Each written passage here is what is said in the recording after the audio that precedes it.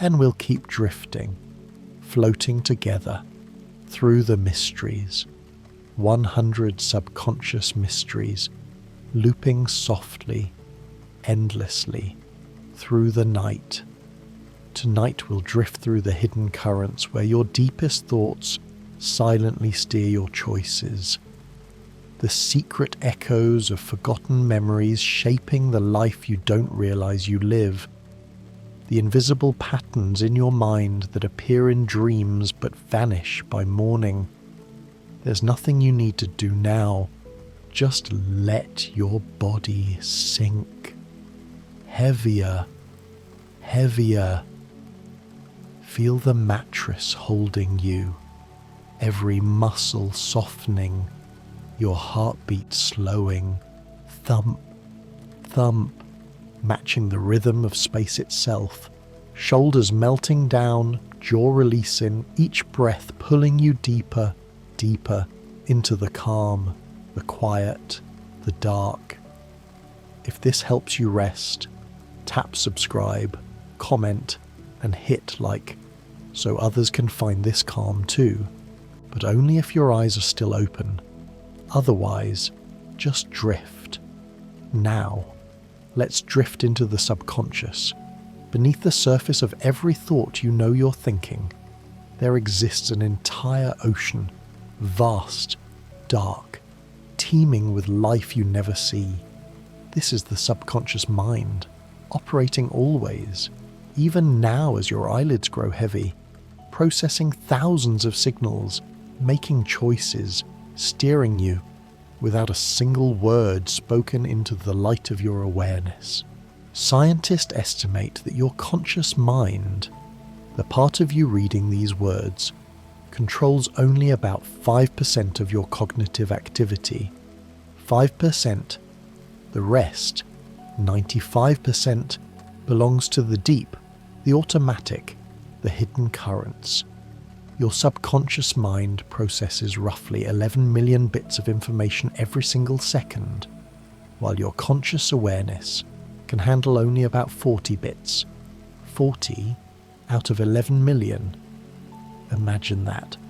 Thump, thump. Your heart knows this rhythm. It's been beating without your permission since before you were born. 70 times per minute. Over 100,000 times each day, and you never once had to remember, because the subconscious never forgets its tasks. The subconscious mind doesn't speak in words, not the way your conscious thoughts do. It speaks in feelings, in images, in the sudden knowing that washes over you, in the dream that feels more real than the room around you.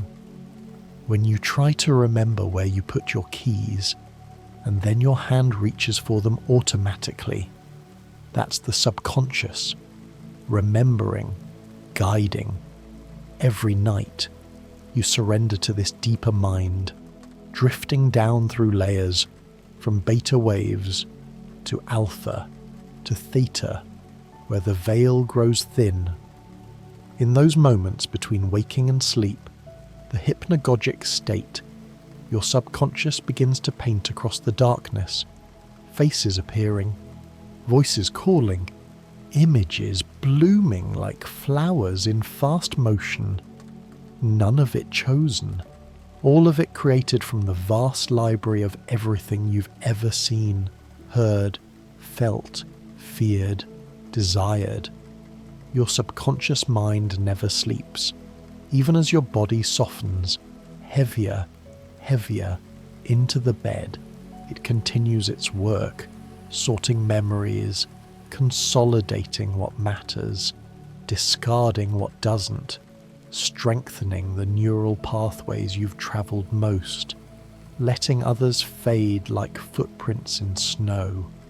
Dreams are its language.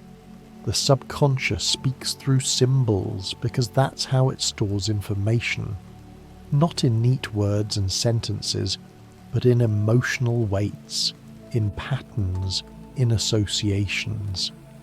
That recurring dream where you're falling, or flying, or showing up unprepared. Your subconscious isn't trying to predict the future, it's processing anxiety, or desire for freedom, or the weight of responsibility, translating feelings into the only poetry it knows. The ancient parts of your brain, the limbic system, the amygdala. These evolutionary gifts operate almost entirely beneath conscious awareness. When you feel your chest tighten around certain people, when you feel inexplicably drawn to or repelled by someone you've just met, that's millions of years of survival programming, running its algorithms, reading micro-expressions, tone of voice, body language, computing safety or danger in milliseconds. Your subconscious mind learned to walk without you ever consciously understanding the physics of balance. It learned to speak your native language, absorbing grammar rules you couldn't articulate, soaking up meaning like a sponge.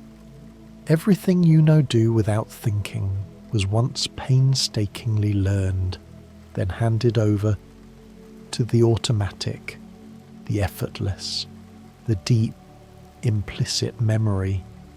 This is how the subconscious stores the patterns of living. You can't remember learning to tie your shoes, but your fingers know the movements. You can't recall the exact moment you understood that fire burns, but your hand pulls back before touching the flame. This knowledge lives in your body, in neural pathways carved deep through repetition, available always, requiring no conscious effort. Thump, thump, feel your heartbeat, the rhythm of blood moving, oxygen flowing, all governed by ancient wisdom, brainstem, medulla, conducting the symphony of staying alive, breath in, breath out. You never have to remember, deeper, deeper into the automatic grace of the body. Before you were 5 years old, your subconscious mind absorbed more information than you've consciously learned in all the years since. Everything you saw your parents do, how they responded to stress, to joy, to conflict, became the template, the invisible script. You don't remember deciding how to react when someone raises their voice, but the pattern was written, carved into neural pathways before you had words for feelings. Pathways before you had words for feelings. These childhood patterns, they echo softly through every relationship you have now. The way your mother soothed you, or didn't, becomes the way you soothe yourself, or seek soothing from others. The way your father expressed anger, or buried it, shows up in your own jaw, your own silence, your own sudden outbursts that surprise even you. The subconscious mind protects you, even in ways you don't like, even in ways that hurt. If love once came with conditions, the subconscious learns to perform, to hide, to earn worthiness. If vulnerability once led to pain, it learns to build walls, to keep everyone at arm's length, to never need anyone too much. These defenses made sense once, and the subconscious, loyal, keeps running the old programs, even when the danger has long passed. Priming. This is how the subconscious can be guided, influenced, shifted. When you read words like yellow, a banana was bright, your mind begins to prepare, and if someone asks you to name a fruit, you're more likely to say banana, not because you consciously chose it, but because the subconscious was primed, activated, nudged in that direction. Advertisers know this. Thump, thump. They plant associations. Luxury cars beside beautiful people. Soft drinks linked to happiness and summer and friendship. Your conscious mind might say it doesn't work, but your subconscious, it collects these pairings, stores them, and later, when you're choosing, something deep whispers, suggests, steers. Every decision you believe you're making consciously, your subconscious has already begun to lean toward. Scientists monitoring brain activity can predict which choice you'll make up to 10 seconds before you consciously decide. 10 seconds. In that gap lives the truth. The decision is made in the deep and then served to your conscious mind with the feeling of having chosen, your gut feeling, that wordless knowing. It's not mystical. It's the subconscious rapidly processing patterns. You've seen this type of person before, this type of situation, and though you can't articulate why, something in you knows, trust this, or run from that. The feeling arrives before the thought, always. Heavier, heavier, your body sinking, every muscle releasing its hold. The subconscious operates the body's tension, learning which muscles to clench during stress, which to collapse in defeat, which to tighten in determination. You don't think about frowning. The face just arranges itself, reflecting the inner weather, automatically, in dreams. The subconscious shows you what you're not willing to see while awake. The person you dream about isn't always about them. Sometimes they're playing the role of a part of yourself. That angry figure chasing you might be your own rage, disowned, split off, trying to be acknowledged. The symbols shift and shimmer. Water often means emotion. Houses often mean the self. Flying often means freedom or escape. But nothing is universal. Your subconscious has its own private dictionary. Cultures across time have recognized these patterns. Carl Jung called them archetypes: the hero, the shadow, the mother, the trickster. Images that appear in myths and dreams across the world, because we share, beneath our differences, the same human subconscious, processing the same fundamental experiences: birth, death, love, fear, longing, the shadow. This is Jung's name for all the parts of yourself you've rejected. The qualities you hate in others often live, disowned, in your own subconscious. If you can't stand arrogance, look closer. Some small voice in you wants to feel superior, but you've exiled it. Cast it into shadow. These rejected parts don't disappear. They emerge in dreams, in sudden irrational reactions, in the qualities you obsess over in others. Your subconscious holds every forgotten memory, not gone, just submerged.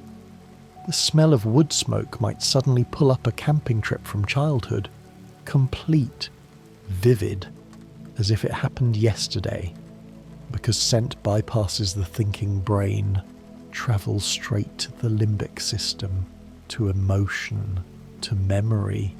Your subconscious has filed everything, indexed by feeling, by association, waiting for the right key to unlock it. Thump, thump, slower now. Your breathing deepening. The body knows how to heal itself, how to close wounds, fight infections, maintain temperature, all orchestrated beneath awareness.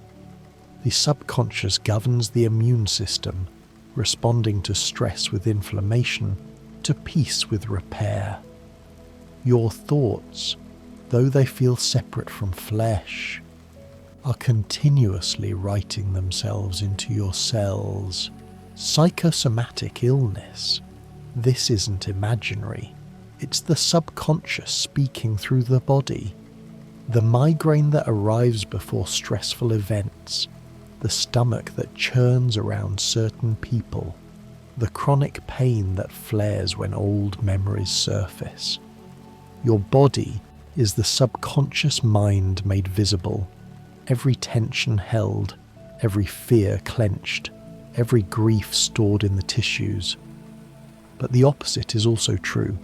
Healing happens in the deep, when you finally let yourself cry, when you speak the truth you've been swallowing, when you release the anger that's been calcifying in your jaw. The subconscious receives permission and begins to unwind, to soften, to let the body come back to its natural state, flowing, easy, whole. The subconscious can be rewired. Neuroplasticity. This is the brain's ability to create new pathways, to learn new patterns. What was once automatic can become conscious, examined, chosen differently. The habit that's been running for years can be interrupted. 21 days, some say, or 66, or longer, but with repetition, the new pattern sinks down, becomes automatic, becomes the new program running in the dark. When you learn a new language, your subconscious begins to dream in it without trying. The grammar you're still consciously struggling with starts to flow naturally in sleep, because the subconscious loves patterns, loves systems, and it works all night to integrate what you practice during the day. Bilingual people often report feeling like different people in different languages, because language doesn't just translate words, it carries culture, emotion, ways of relating. Your subconscious absorbs all of it, the gestures, the personal space, the emotional valence of words, and shifts your entire being to match the linguistic world you're inhabiting. Right now, your subconscious is listening to the quality of this voice, the pacing, the pauses. It's matching your breath to the rhythm, slowing your heart, lowering your blood pressure. This is entrainment, one system synchronizing with another. It happens when you're with calm people, when you listen to slow music, when you watch waves. The subconscious seeks rhythm, pattern, harmony, deeper, deeper into the place where thoughts become images, where images become feelings, where feelings dissolve into the undifferentiated darkness. Your moral compass. You think it's conscious, rational, but most of your ethical choices arise from the subconscious. You see someone in need and move to help. Before thinking about it, you feel disgust at certain actions, not because you've reasoned through them, but because the subconscious has been trained by family, by culture, by early experiences to react. This is as some people's subconscious minds learned that breaking rules is dangerous, terrifying. These people follow instructions automatically, feel anxious even with small transgressions. Others learned that rules are arbitrary, made to be tested. Their subconscious doesn't trigger alarm bells, doesn't flood them with shame. The difference isn't character. It's programming, written early, running deep. The subconscious doesn't distinguish between real and vividly imagined. Athletes use this, visualizing perfect performance, and the brain fires the same neural pathways as if the body were actually moving. The subconscious records the success, builds the pattern, so when the real moment comes, it feels familiar, already accomplished. Worry works so effectively. Every time you imagine disaster, your subconscious treats it as real, releases stress hormones, prepares for threat. If you replay the same anxious scenario 50 times, you've essentially traumatized yourself 50 times. The subconscious doesn't know the difference between memory, imagination, and present reality. It responds to the vividness, the emotional charge of the repetition. But you can use this gift, this limitation. Imagine healing, imagine confidence, imagine peace, with the same emotional intensity, the same sensory detail, and the subconscious begins to organize reality around that vision, not magically, but by directing attention, by priming perception, by making you notice opportunities that align with the internal image. Thump, thump. Your heart knows. Heavier, heavier. Your body remembers how to rest. Thump, thump. Your heart knows. Heavier, heavier. Your body remembers how to rest. The flow state, that feeling of effortless action, of being carried by something larger. This is what happens when the conscious mind steps back, stops interfering, and lets the subconscious take over. Athletes call it the zone. Artists call it inspiration. The hands moving faster than thought, the words arriving without searching. Time disappears, self-consciousness vanishes, and you become pure action, pure presence, the subconscious, unleashed, unquestioned, is staggeringly competent. But to enter flow, you first have to build skill, consciously, painstakingly. The subconscious needs patterns to work with. Once you've practiced enough, repeated enough, struggled enough, you can finally let go, and the deep mind, vast and capable, takes the wheel, performs miracles as if it's nothing. Addiction. This is the subconscious learning too well. The substance or behavior that once brought relief becomes hardwired. The trigger appears. The craving rises before any conscious decision is made. The pathway from cue to urge to action has been carved so deep, travelled so many times, that it fires automatically. The conscious mind, the part that wants to quit, that sees the consequences, arrives too late. The subconscious has already initiated the program. Recovery requires rewriting these programs, creating new associations, new responses to old triggers. It's slow, repetitive work, because you're trying to override neural pathways that have been reinforced thousands of times, but it's possible. The subconscious can learn new patterns, can be taught that safety exists without the substance, that peace can come from other sources. Gradually, with enough repetition, the new pathway deepens and the old one, unused, begins to fade.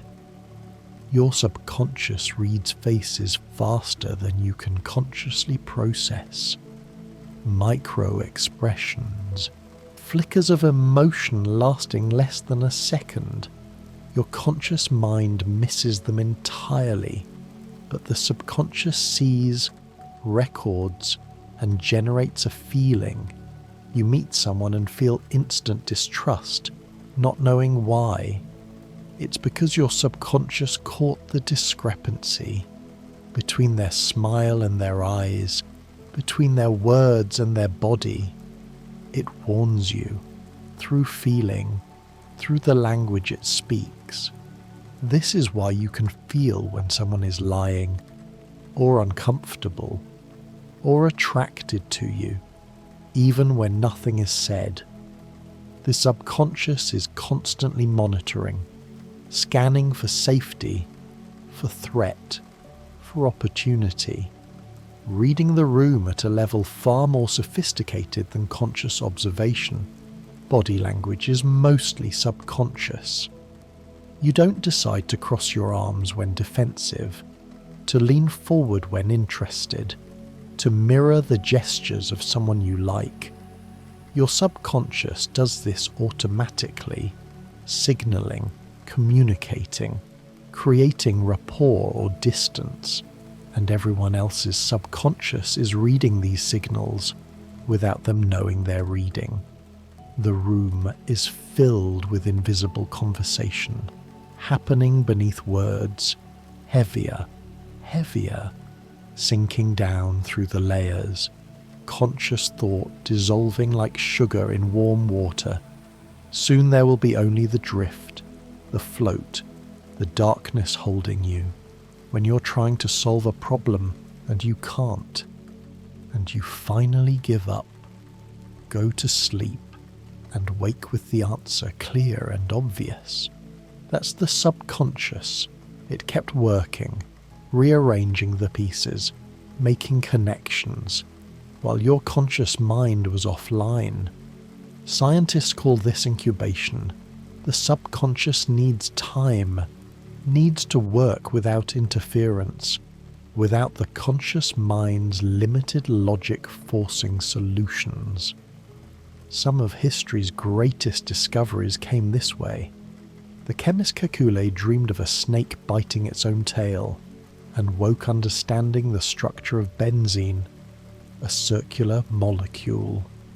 Elias Howe struggled to design a sewing machine until he dreamed of spears with holes in their tips, and woke knowing where to put the needle's eye. The subconscious, freed from the constraints of waking logic, makes leaps, sees patterns, creates solutions. You can ask your subconscious to work on something. This is dream incubation. Before sleep, state the problem clearly, then release it. Trust. Let the deep mind take over. Often, not always, but often, you'll wake with insight, with a new angle, with the feeling of knowing, even if you can't yet articulate. This is why great art often emerges in states of relaxation, in the shower, on walks, in that dreamy space just before sleep. The conscious mind relaxes its grip, stops editing, stops controlling, and the subconscious surges up, bringing gifts, offerings, strange and new combinations. Why? Creativity lives in the subconscious, the muse, the inspiration, the sudden idea that seems to come from nowhere. It comes from the vast associative network beneath awareness. Your subconscious has access to everything you've ever learned, every song you've heard, every image you've seen, every story you've absorbed, and it combines them, recombines them, in ways your conscious mind, bound by logic, by what's expected, by fear of judgment, would never dare. Children are wildly creative because their conscious mind hasn't yet built strong walls. The subconscious flows freely, unedited. A box is a spaceship, is a house, is a boat, all at once, without contradiction. As we age, we learn what's realistic, what's proper, what makes sense. And the channel narrows, but it's never closed. The subconscious is still there, still playing, still creating if we give it space. Thump, thump, slower, softer, your body settling into stillness, the subconscious taking over all the functions, breathing, blood flow, the million adjustments needed to keep you alive, so perfectly orchestrated you never have to think. Relationships, they're largely subconscious. You're attracted to people who feel familiar, who recreate the patterns you learned in childhood, even when those patterns hurt you. The subconscious seeks to resolve old wounds by recreating them, hoping this time, with this person, it will end differently. You choose partners who reflect your father's emotional distance, your mother's anxiety, not consciously, but drawn by the deep recognition, the familiar ache. And when you're with someone long enough, your subconscious minds begin to sync. You start finishing each other's sentences, knowing what they need before they ask, feeling their mood when they walk in the room. This is attunement, nervous systems learning each other, subconscious patterns interweaving until it's hard to tell where one ends and the other begins. Mirroring happens automatically with people you feel close to. You match their pace of walking, their speech patterns, their breathing.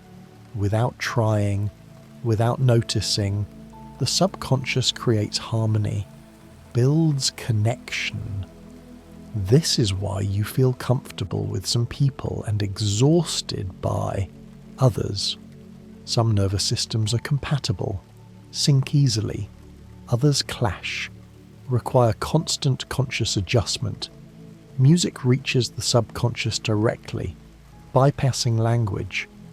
A sad song makes you sad, not because you've analysed the lyrics, but because the minor key, the slow tempo, the melodic contour speaks the language of sorrow. Your subconscious recognises it, responds, shifts your internal state to match. This is why lullabies work. The gentle rhythm, the repetitive melody, the soft volume, all signal safety, signal rest. The subconscious of the baby and the adult receives the message, begins to slow, to soften, to drift. Right now, the cadence of these words, the pauses, the repeated phrases, they're working on your subconscious, not forcing, not demanding, just suggesting, inviting. You're heavier now, aren't you? The thought of lifting your arm seems distant, impossible, unnecessary. That's the subconscious taking over, deciding rest is safe, letting the body release. Habits form when the conscious decision becomes automatic. When you first started brushing your teeth, it required focus. Now your hand moves without you. The behaviour has been handed down to the subconscious, which runs it efficiently, perfectly, while your conscious mind thinks about other things.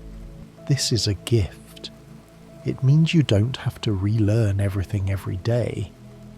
But it also means bad habits become just as automatic, just as unconscious. The cigarette after dinner, the checking your phone when anxious, the harsh self-criticism when you make mistakes. These patterns wear grooves, deep channels, and the subconscious follows them without questioning, without choosing. To change a habit, you have to bring it back into consciousness. Notice the trigger, the routine, the reward. Interrupt the pattern consciously, over and over, until a new groove is worn, until the new behaviour becomes automatic, until the subconscious adopts it as the default program. This is always true. But meditation lets you see it clearly. The goal isn't to stop the subconscious.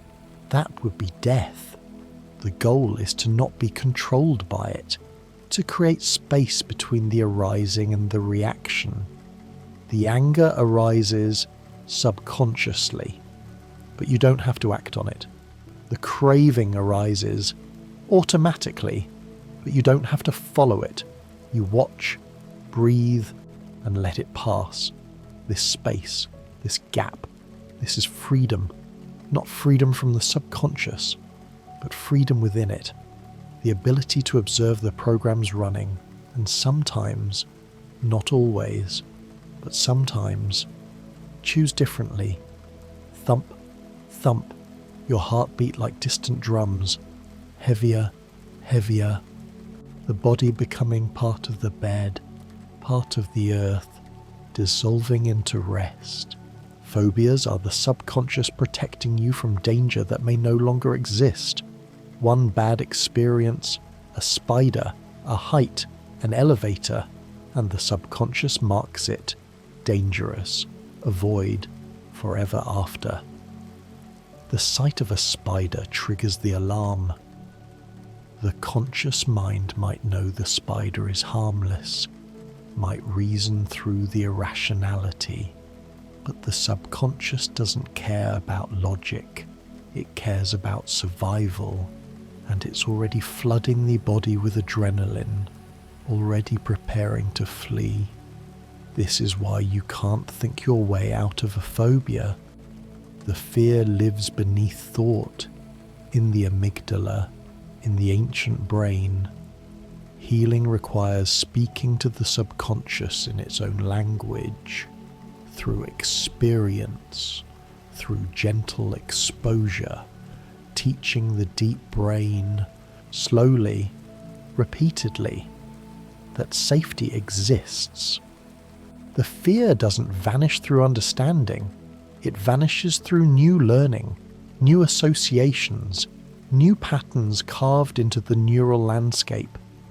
Anxious people have subconscious mind that learned early that the world is dangerous, that disasters lurk around every corner, that vigilance is required for survival. The conscious mind might know better, but the subconscious, loyal, keeps scanning for threat, keeps preparing for catastrophe, exhausting the body with stress hormones, wearing down the nervous system. Healing anxiety requires retraining the subconscious, teaching it that most moments are safe, that the body can relax without terrible things happening. This happens through practice, through mindfulness, through deliberately choosing rest, even when the subconscious is screaming danger. Over time, with enough repetition of safety, the alarm quiets. The default setting shifts from threat to neutral, from panic to peace. The placebo effect is the subconscious healing the body. A sugar pill, inert, does nothing. But if the subconscious believes it's medicine, believes healing is coming, the body responds, releases endorphins, reduces inflammation, activates repair mechanisms. The belief itself is the medicine. The expectation, held subconsciously, becomes the treatment. The nocebo effect is the opposite. The subconscious harming the body through negative expectation. Tell someone a harmless pill will make them nauseous, and their subconscious obliges, generates nausea, proves the belief true. Your deepest expectations, your subconscious convictions about what will happen, shape what does happen, not through magic, but through their body's astonishing responsiveness to the mind. This is why hope matters, why optimism, grounded in reality, can actually improve outcomes. The subconscious mind that expects healing is more likely to generate it, not always, not magically, but often enough to be documented, studied, proven, heavier, heavier, sinking down. The subconscious now fully in control, managing every automatic function, every breath, every heartbeat. You're just awareness now, floating, watching, drifting on the current. Procrastination is often the subconscious protecting you from failure or from success. If you never finish the project, you never have to face judgment.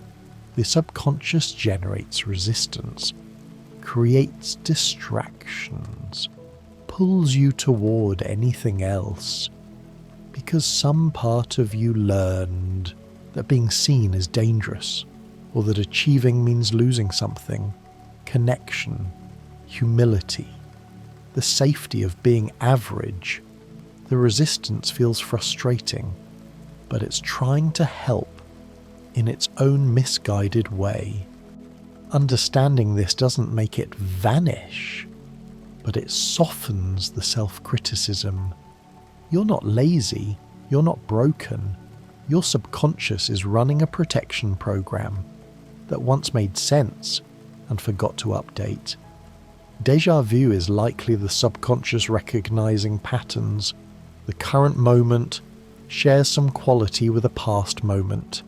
The same light, the same spatial arrangement, the same emotional tone. Your subconscious says, I know this, but it happened beneath awareness, was never consciously encoded. So you feel the recognition without, the memory, the eerie sense of having lived this exact moment before. Time perception happens subconsciously. An hour in flow feels like minutes. An hour of boredom feels endless. Your subconscious marks time based on novelty, on emotional intensity, on engagement, not by the clock, but by the richness of experience. This is why childhood feels long, every day full of new experiences, and adulthood accelerates as routines become automatic, as novelty fades. The subconscious has less to encode, and time slips away.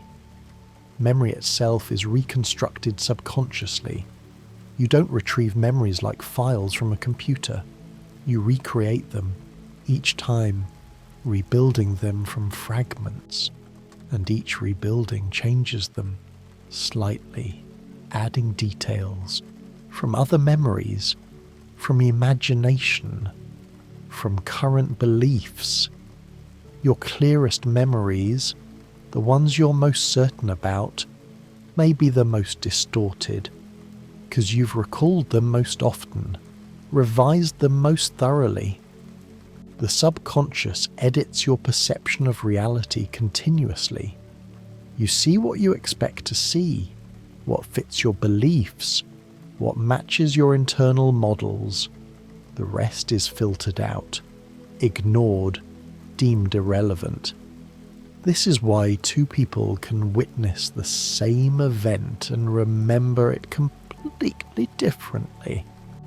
Their subconscious minds were filtering through different lenses, highlighting different details, creating different stories. Confirmation bias is the subconscious seeking evidence that you're right. If you believe people are good, you notice kindness. If you believe people are selfish, you notice self-interest. Both are present, always.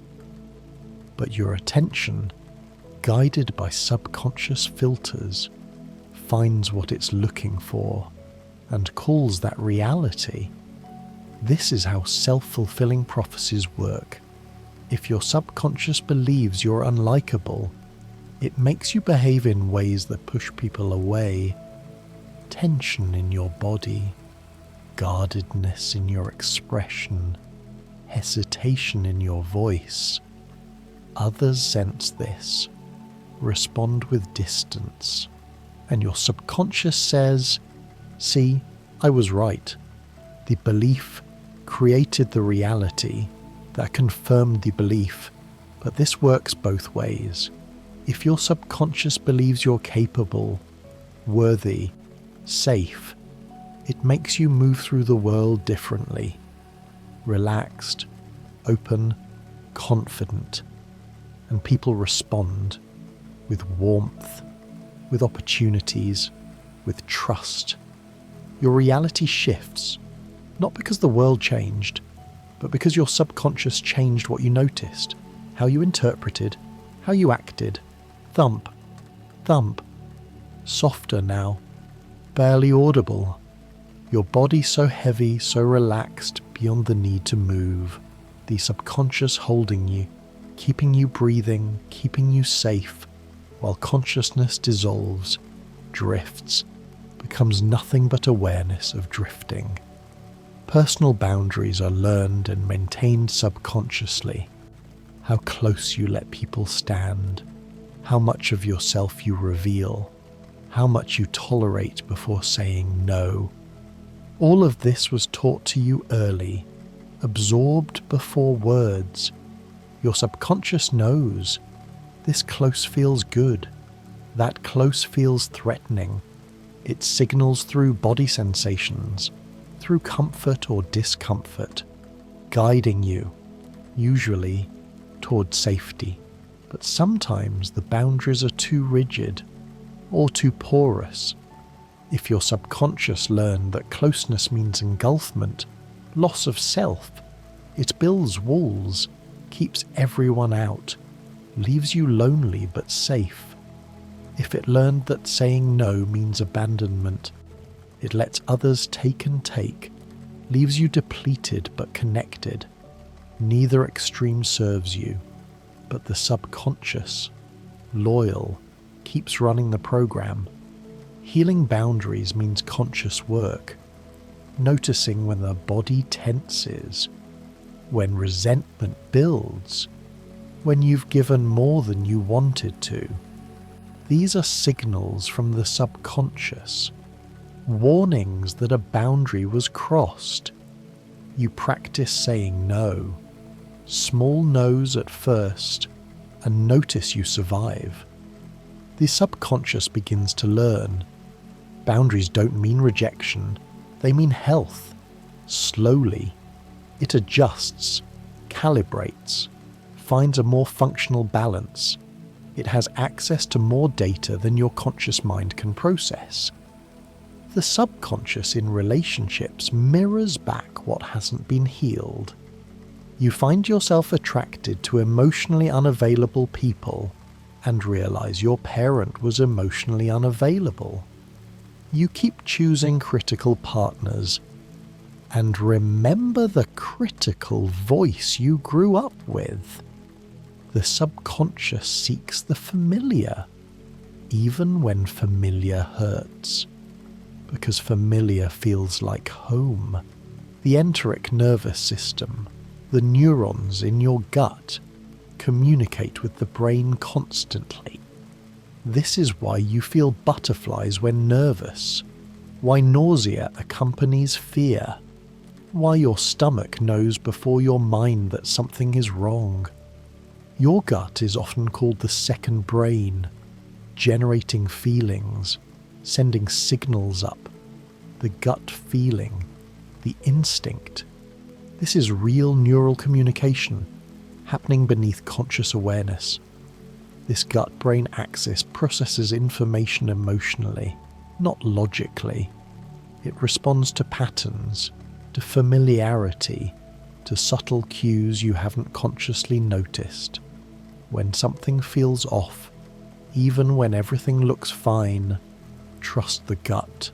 Trust the subconscious reading of the situation. Breaking these patterns requires seeing them, making them conscious. Every time you feel that old pull, that familiar ache, you pause, breathe, ask, is this what I want, or is this what I know? The subconscious can't change if you keep following it blindly. It needs conscious intervention, new choices, repeated enough to become the new pattern, spiritual experiences, moments of transcendence, of unity with something larger. These often involve the subconscious dissolving the boundary between self and other.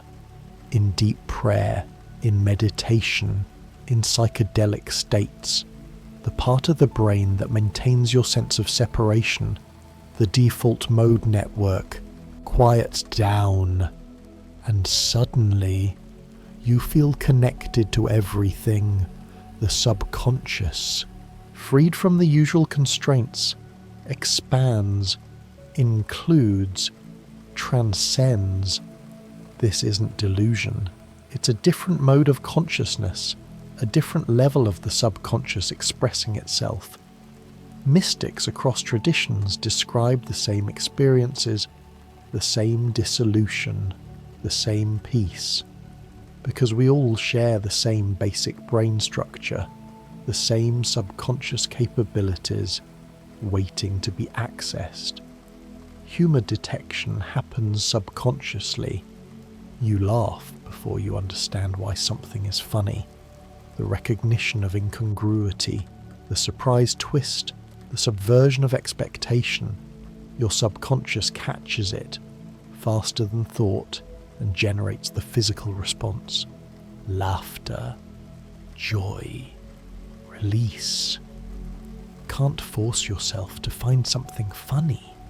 The subconscious either sees the humor or doesn't, based on patterns, timing, context, all processed beneath awareness.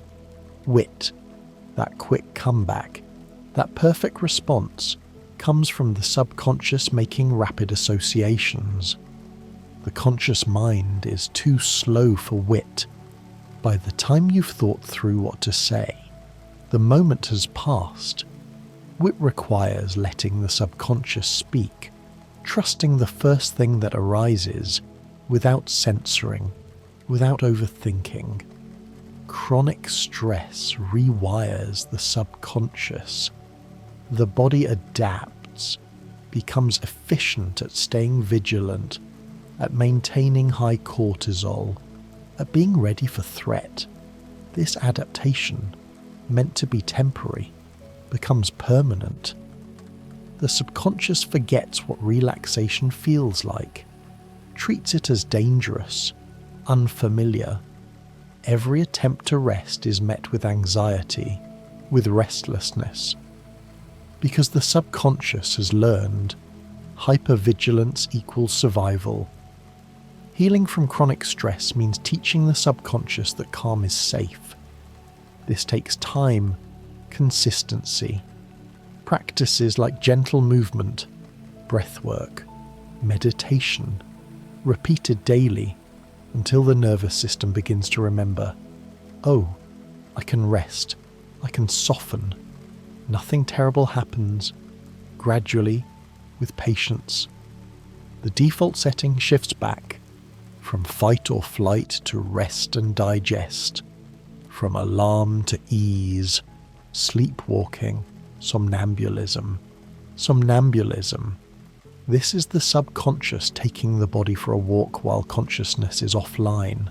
The motor programs, walking, opening doors, even complex tasks, can run without awareness.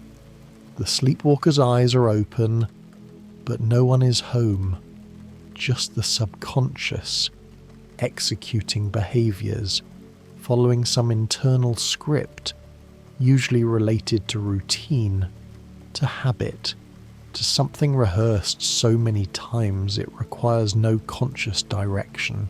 Sleep talking happens in the same state, the subconscious generating language without the conscious filter. Sometimes it's nonsense, fragments of dreams translated into sound. Sometimes it reveals preoccupations, worries, desires, spoken freely because the guard is asleep. The truth slipping out, unedited, raw. Artistic inspiration often strikes when the conscious mind is distracted. The subconscious has been working on the problem, the painting, the melody, the poem, and suddenly, while you're doing dishes or driving, the answer arrives, complete, perfect, as if given by something outside yourself. But it's not outside. It's the deep mind, vast and creative, offering up what it's been composing in the darkness. Many artists report feeling like channels, like the work comes through them, not from them. This is the experience of the subconscious creating without conscious interference. The ego steps aside, and something older, something connected to the collective human experience, flows. Genetics and subconscious behavior. There's an interplay.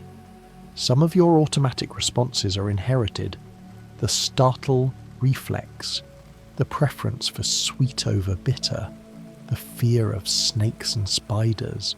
These are evolutionary gifts, hardwired, patterns that kept your ancestors alive. Your subconscious came preloaded with certain programs, survival code written into your DNA. But most of your subconscious is learned, shaped by experience, especially early experience. Genetics loads the gun, environment pulls the trigger. The same genetic predisposition can express as resilience in one environment as anxiety in another. Your subconscious takes the raw material of your genes and sculpts it based on what you lived, what you learned, what you needed to survive. Thump, thump, the heartbeat fading into the background. Heavier, heavier, beyond heavy now, just pure stillness. The body a distant thing, the mind a soft blur, everything dissolving into the gentle dark. Virtual reality tricks the subconscious. Put on the headset, step to the edge of a virtual cliff, and your body reacts, heart racing, palms sweating, even though you know, consciously, it's not real. The subconscious responds to the visual and spatial cues. It doesn't care about reality. It cares about the signals it's receiving, and those signals say danger, so it prepares the body accordingly. This is being used therapeutically to treat phobias, PTSD, anxiety disorders. The subconscious can be exposed gradually, safely, to feared situations and learn through repeated experience that survival is possible. The body calms. The alarm quiets, new patterns form, overwriting the old. Immersive experiences change the subconscious. When you're fully absorbed in a story, a film, a game, your subconscious processes it as real, releases the same emotions, forms the same memories. This is why stories matter, why myths endure. They teach the subconscious, model behavior, show what's possible, all without triggering the defenses that rise when someone tells you what to do. Leadership styles emerge from subconscious patterns, how you respond to authority, whether you challenge or comply, whether you trust or suspect, all learned early. Your father was authoritarian. Your subconscious learned to rebel, or to submit completely. Your mother was permissive. Your subconscious learned that rules are flexible, or that you're on your own. These patterns show up every time you encounter a boss, a teacher, a police officer. Automatic reactions, before conscious thought. Some people's subconscious relaxes around strong leadership, feels safe, contained. Others feel threatened, controlled, infantilized. Neither is wrong. They're just different subconscious programs as based on different early experiences. Understanding this about yourself when others creates compassion. You're not difficult. They're not weak. You're all just running different software. Grief rewires the subconscious. The person you lost was woven into countless automatic patterns. You reach for the phone to call them. Before remembering, you turn to share something before the truth lands again. The subconscious takes longer to learn the loss, keeps expecting, keeps reaching, keeps preparing for someone who won't arrive. Mourning is the slow process of teaching the subconscious. They're gone. You have to feel it, over and over, in every context, every memory, every holiday, until finally the deep mind accepts, integrates, and stops reaching. The grief never vanishes completely, but it transforms, becomes something you carry, rather than something that carries you. Forgiveness happens in the subconscious. You can consciously decide to forgive, say the words, mean them, but the body still tenses around that person. The hurt still flares, because the subconscious hasn't forgiven, hasn't released the charge. True forgiveness requires time, processing, feeling the hurt fully until it finally discharges. The subconscious lets go. Not because you decided it should, but because the wound has been felt, witnessed, honoured, and finally integrated. You can't force forgiveness, can't rush it. The subconscious has its own timeline, its own process. Trying to forgive before you're ready just buries the hurt deeper, where it calcifies, festers. True healing is slower, messier, but real. Animal instincts. You have them too. The hair standing up on your neck when you sense danger. The instant dislike of someone who seems friendly on the surface. The way your pupils dilate when you see someone attractive.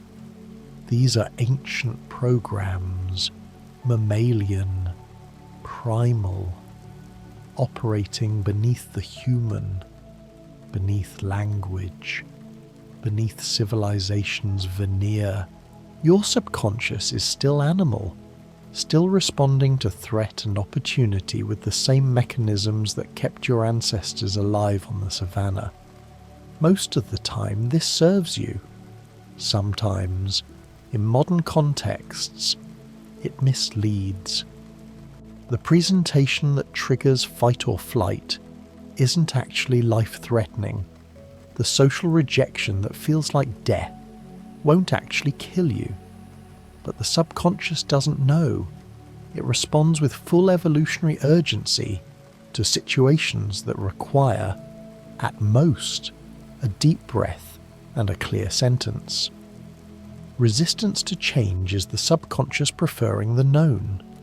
Even when the known is painful, it's familiar, predictable, safe. Change, even positive change, triggers uncertainty. The subconscious, conservative by nature, whispers, "Stay here. Stay small. Stay safe. The devil you know is better than the devil you don't." This is why people stay in bad relationships, bad jobs, bad cities. The subconscious is terrified of the unknown, would rather endure familiar suffering than risk unfamiliar possibility. Overcoming this requires conscious courage, repeatedly choosing the new, the uncertain, until the subconscious learns. Change doesn't always mean danger. Sometimes it means growth. The shadow self. These are the qualities you've disowned. Jung described this beautifully. Everything you reject about yourself doesn't disappear. It goes into shadow, becomes unconscious, but it's still there, still active, showing up in your judgments of others, in your dreams, in your sudden, inexplicable reactions. If you pride yourself on being nice, Your shadow holds your rage, your selfishness, your capacity for cruelty. If you identify as rational, your shadow holds wild emotion, chaos, irrationality. The difficult work, is to acknowledge the shadow, to bring it into light, not to act on every impulse, but to recognize. These too are parts of me. When you integrate the shadow, you become whole, less reactive, because you've acknowledged what you were denying, less judgmental, because you've recognized in yourself what you condemned in others. The subconscious no longer has to work so hard to maintain the illusion of your perfection, your goodness, your control. Ideas arrive suddenly because the subconscious has been working. You're trying to solve a problem, making no progress. And then, in the shower, on a walk, right before sleep, the answer appears, fully formed, obvious. Why didn't you think of it before? Because you were thinking of it consciously, which was blocking the subconscious from its more creative, more associative, more intuitive process. The subconscious incubates, combines information in novel ways, makes connections across domains, but it needs space. It needs the conscious mind to stop trying so hard, to release control. Only then can the deeper intelligence emerge. This is why breaks matter, why rest is productive. Not because you're being lazy, but because you're giving the subconscious room to work. The solution you're desperate for is being assembled beneath awareness in the patient darkness of the mind. Thump, thump, almost imperceptible now. Your body has surrendered completely, the subconscious managing everything, orchestrating the miracle of staying alive, while you drift, formless, timeless, in the space between waking and sleep. The gut-brain connection, the enteric nervous system, contains more neurons than your spinal cord. It's producing 90% of your body's serotonin, the neurotransmitter of well-being. Your gut is in constant communication with your brain, sending signals up, receiving signals down. This is why anxiety lives in your stomach, why stress destroys digestion, why you lose your appetite when heartbroken. Gut feelings are real neurological events, the subconscious processing happening in your belly, generating wordless knowing. Your gut has learned, through evolution, through personal experience, to recognize patterns, to sense safety or danger. Often, it knows before your brain catches up. That person seems nice, but your stomach says no.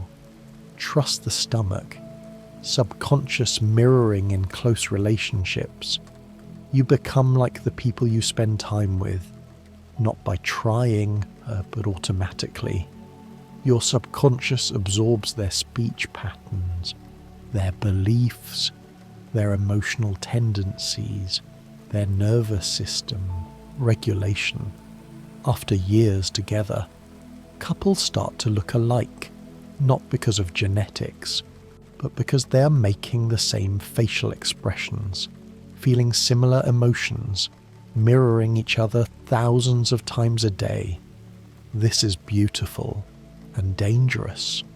If you surround yourself with anxious people, your subconscious learns anxiety. If you're with calm people, it learns calm. Choose your close relationships carefully, because your subconscious, permeable, absorbing, will become like them, whether you intend it or not.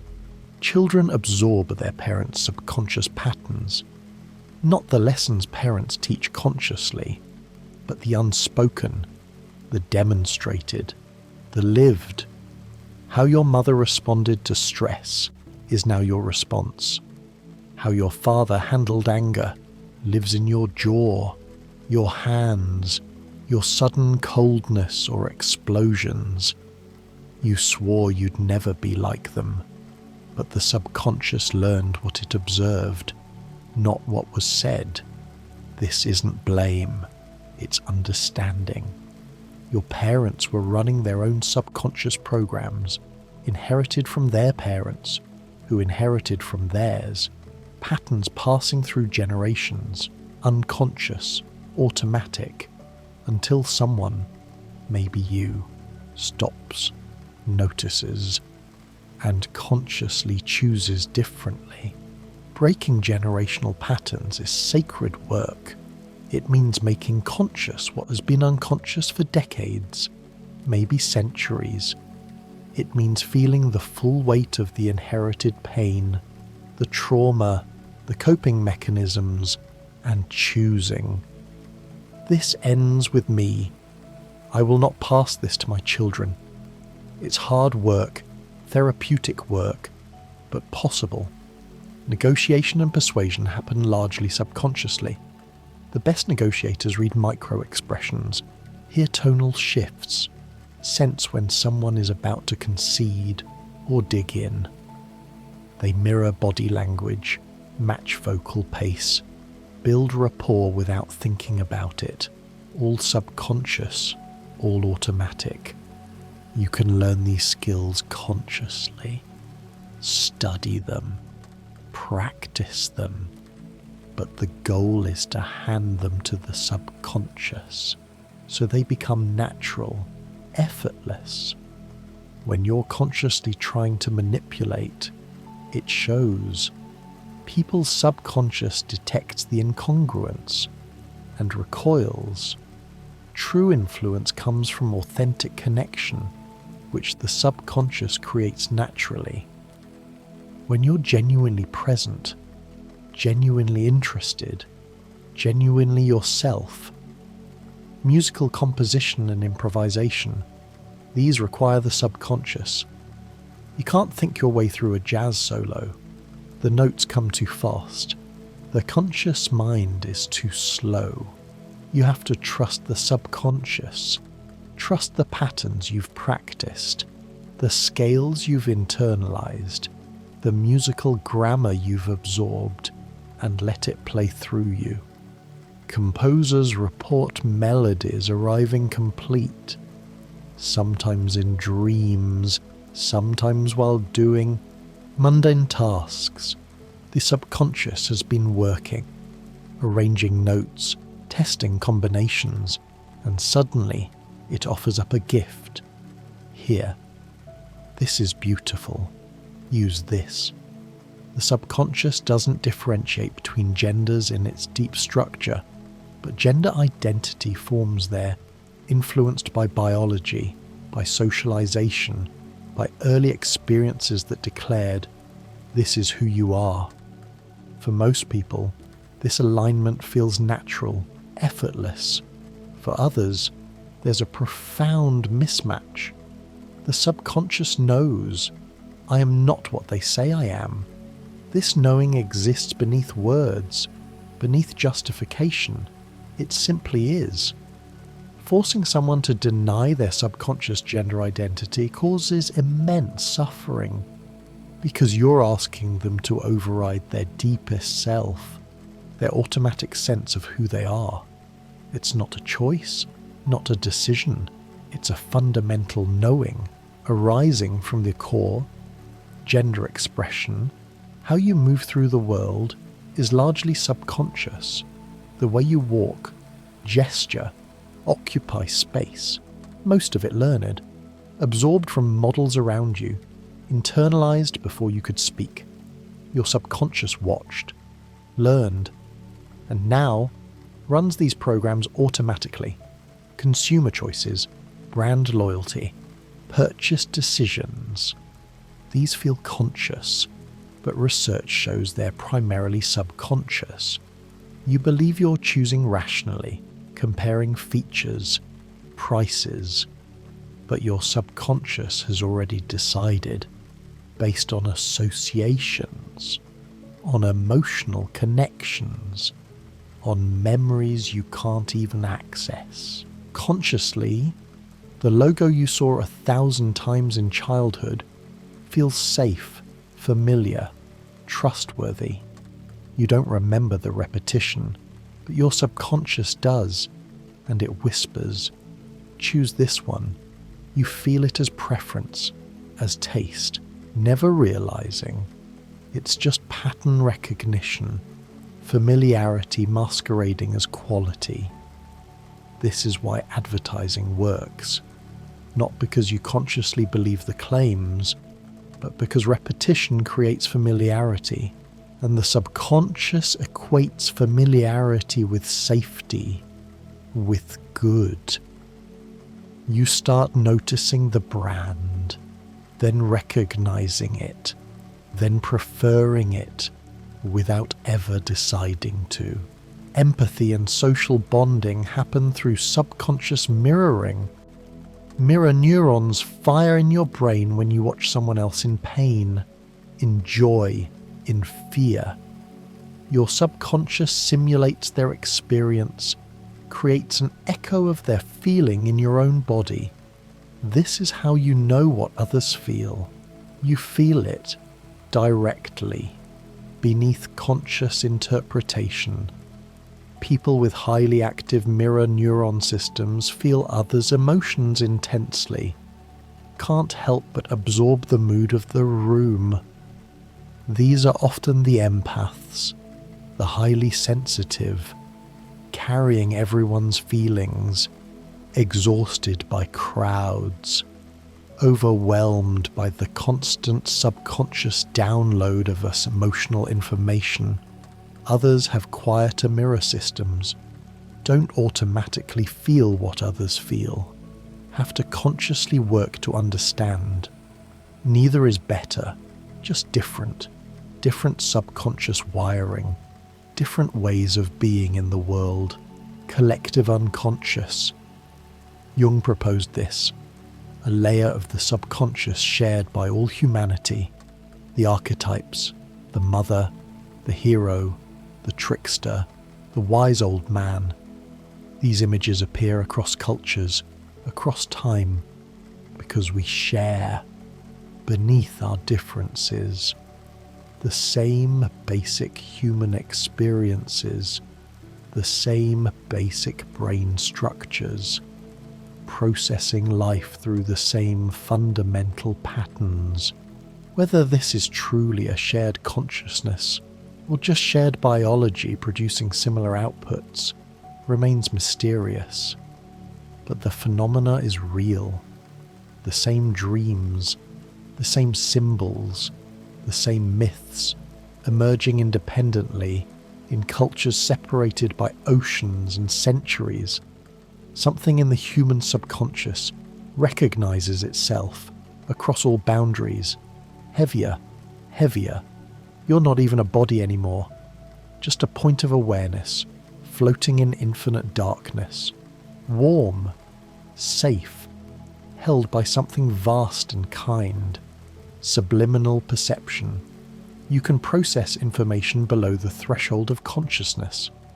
An image flashed too quickly to see consciously still registers subconsciously.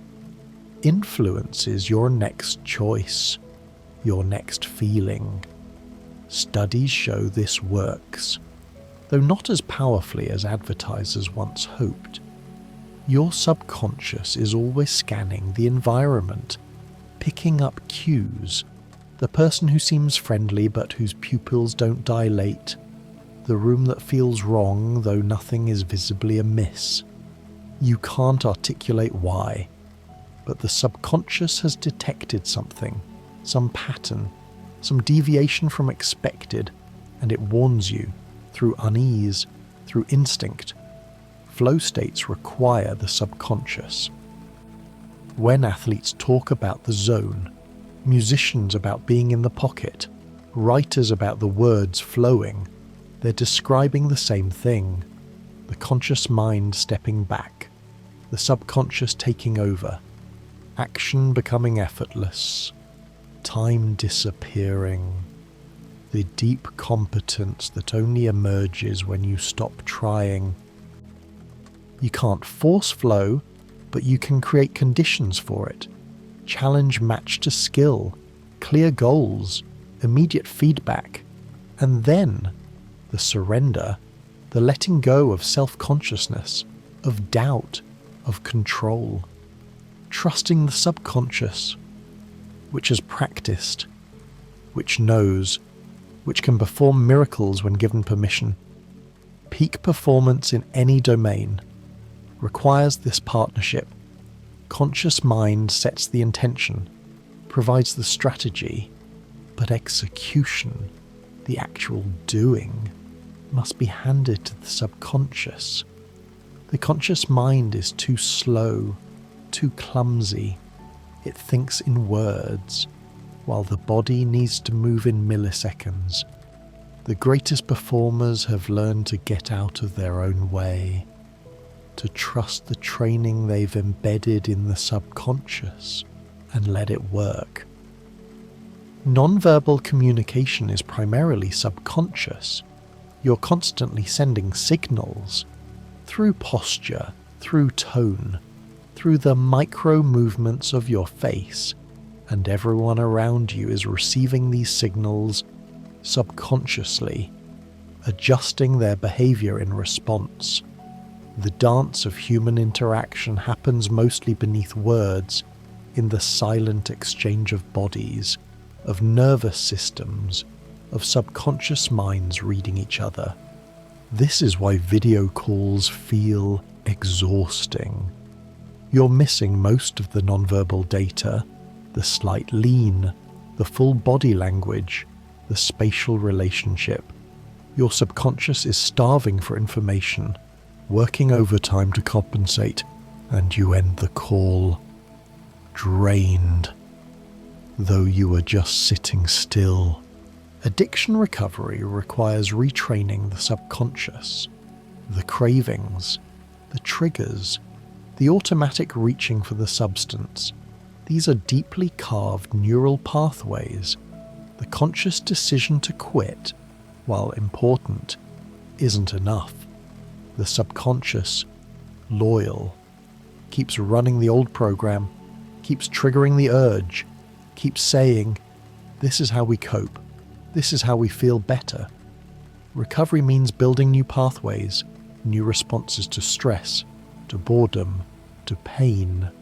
It means feeling the feelings you've been medicating and surviving them, proving to the subconscious, we don't need the substance. We can handle this, slowly, with support, with repetition. The subconscious learns. The new pathway deepens. The old one, unused, begins to fade. It never disappears completely. The potential for relapse remains because the pathway, though faint, is still there. But recovery gives you choice. The craving arises. You notice it. You breathe through it. You choose differently. The subconscious learns, each time you do this, that you're in charge, that the old program isn't inevitable. Time perception distorts under stress. Minutes feel like hours, or hours like seconds. Your subconscious controls the speed of experience based on how much attention you're paying, how much novelty you're processing. Danger slows time. The subconscious recording every detail, creating dense memory, making the moment expand. Boredom speeds time. The subconscious has nothing new to encode, skips forward, and you look up. Hours gone, barely remembered. This is why time accelerates as you age. Routine becomes automatic. The subconscious stops paying attention, stops creating detailed memories, and years blur together. Time collapsing into a general sense of having lived, without the texture, without the moments to slow time, create novelty, do new things, go new places, learn new skills. The subconscious wakes up, pays attention, encodes richly, and time expands, deepens, becomes meaningful again. Memory distortion is constant. Every time you remember something, you're reconstructing it, and the reconstruction, influenced by current beliefs, current mood, current context, becomes the new memory.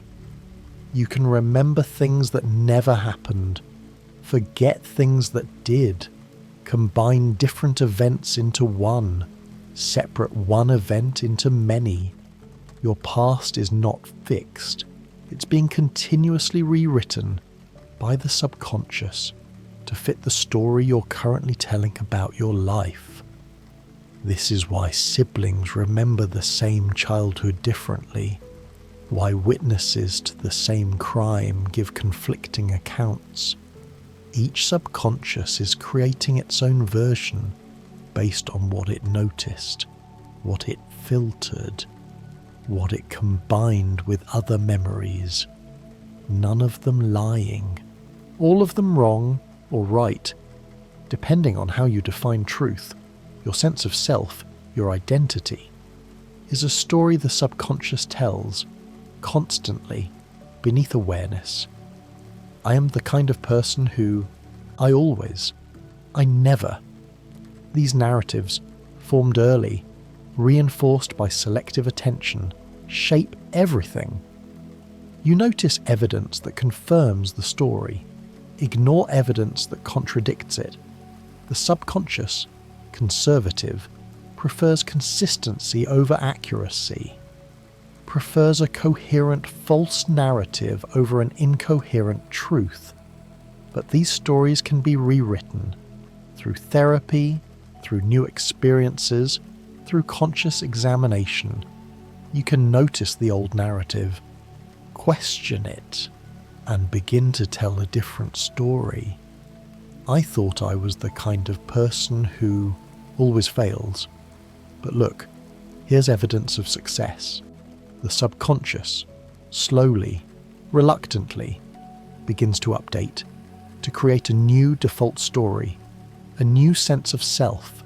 Thump, thump, the heartbeat almost gone, absorbed into the larger rhythm, the cosmic pulse, everything connected, everything one, heavier than heavy, no longer a sensation, just a state of being, pure rest, pure surrender.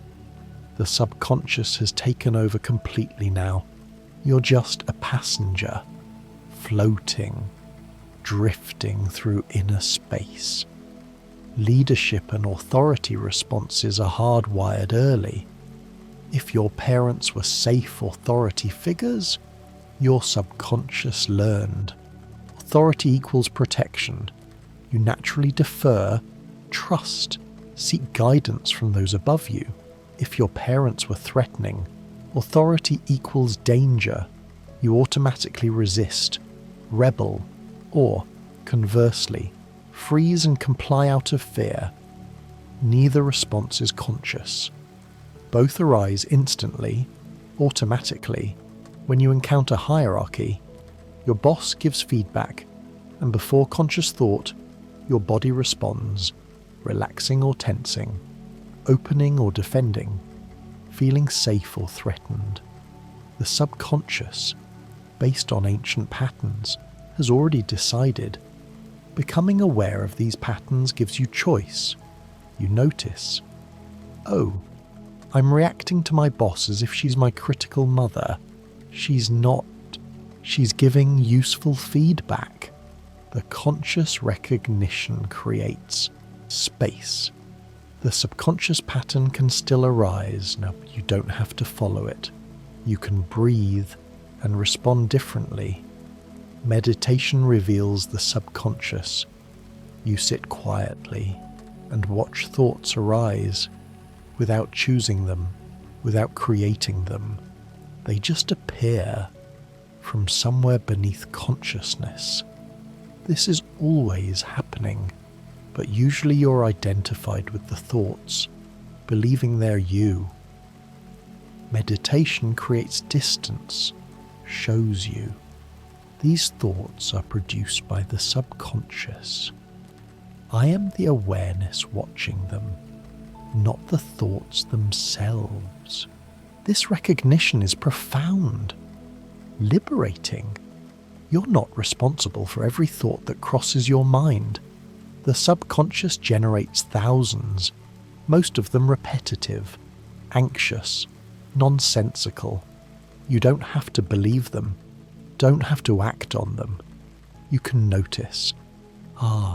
There's fear, there's desire, there's self-criticism, and let them pass, like clouds, like weather. The quiet mind during meditation isn't empty. The subconscious is still active, still generating, but the conscious identification with thought has loosened. There's space, silence, between the thoughts. In that space, you discover what you are beneath the constant mental chatter. Something vast, something peaceful, something that was always there, hidden beneath the noise.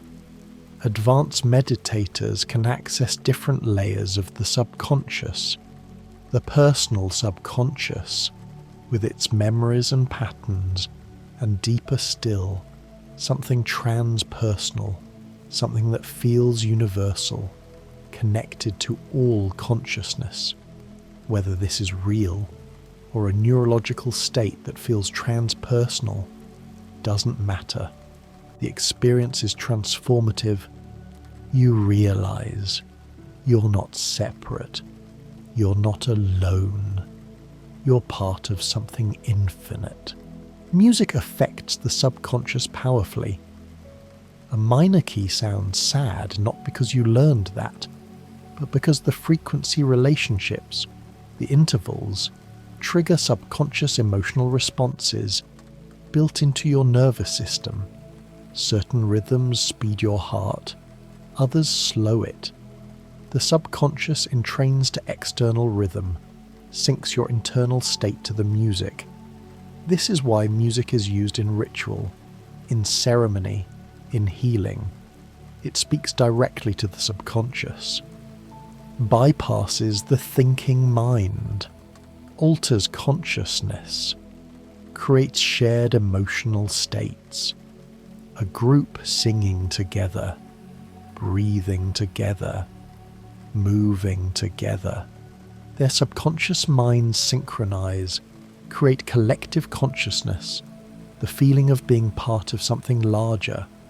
Lullabies work across cultures because they all use similar musical properties: slow tempo, gentle dynamics, repetitive melody, descending contour.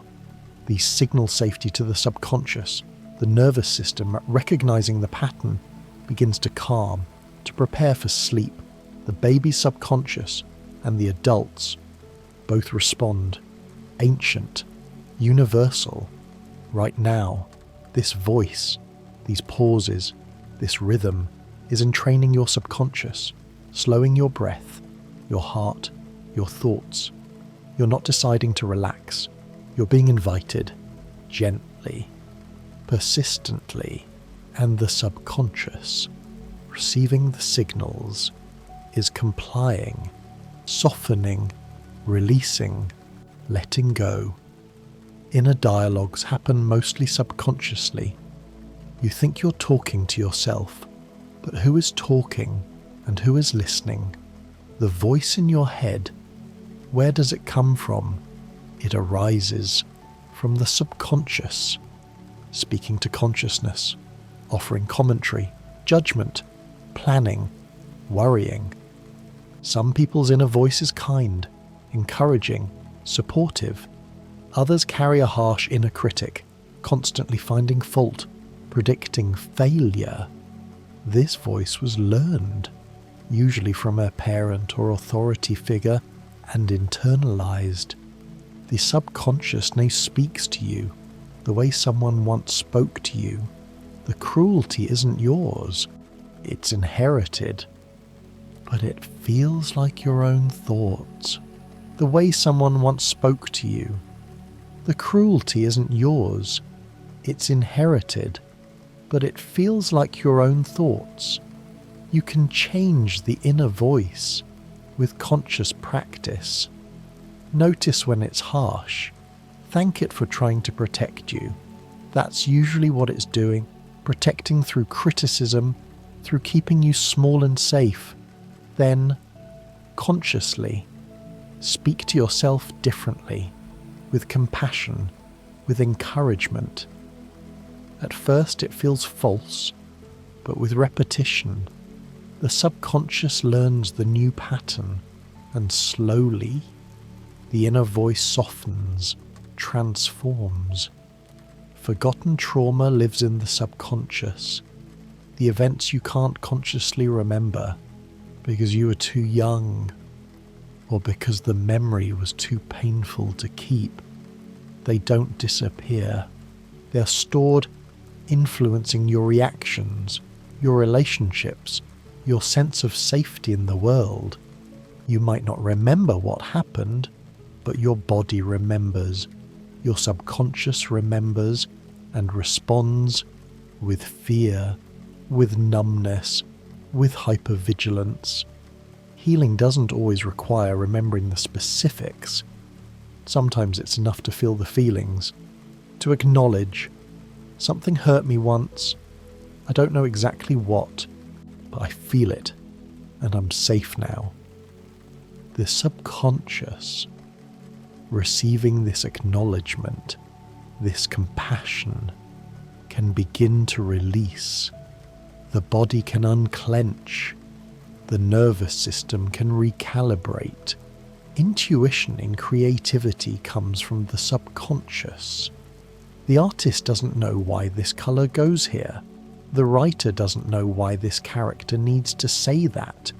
It just feels right.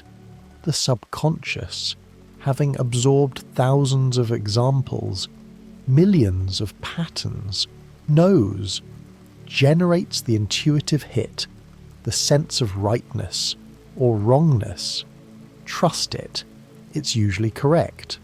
Creative blocks happen when conscious control is too tight, when you're worried about judgment, about perfection, about whether it's good enough.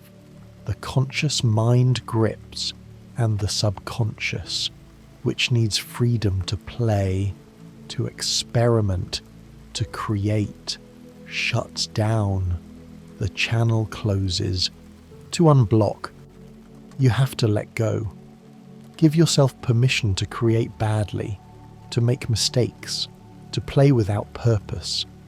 The subconscious, feeling safe again, begins to flow. Ideas return, not because you're trying harder, but because you stopped trying, stopped controlling, and let the creative subconscious breathe. Mental shadows, thoughts you ignore, feelings you won't feel, they don't disappear. They sink into the subconscious, gather energy, and emerge sideways, in anxiety, in physical symptoms, in destructive behaviors you can't explain. The only way through is to face them, to bring them into consciousness, to feel what you've been avoiding. This is scary. The feelings seem like they'll overwhelm you, destroy you, but they won't. Feelings, when fully felt, move through you, discharge, release.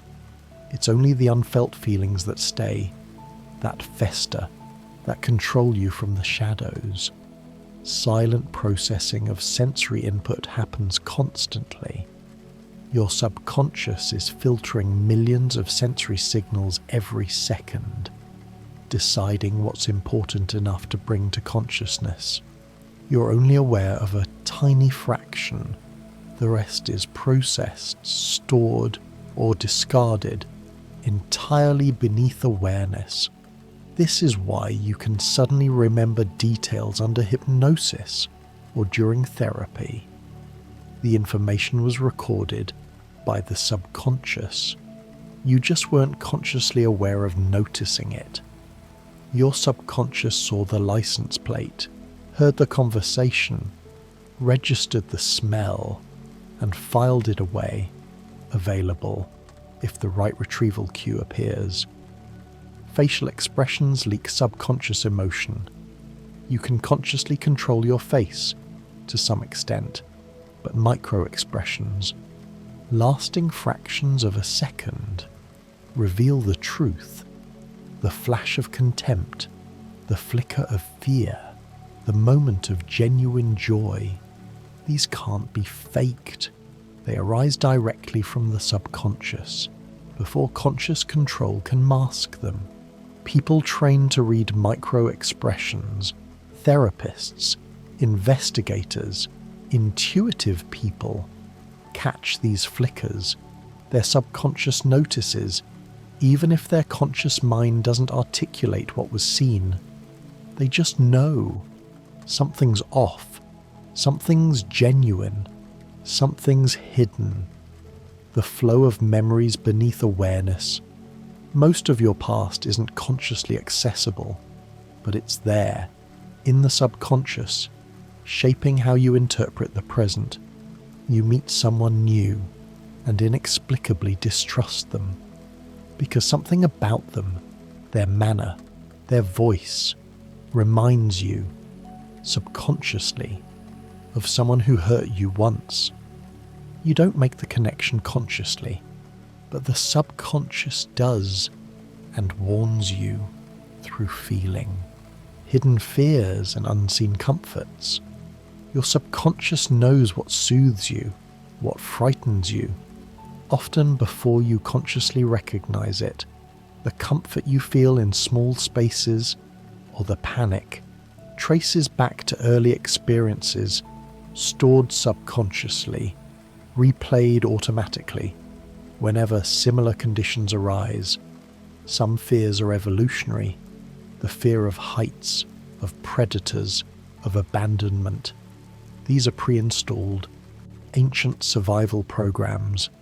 Other fears are learned, specific, personal. The dog that bit you, the water you almost drowned in, the person who betrayed you.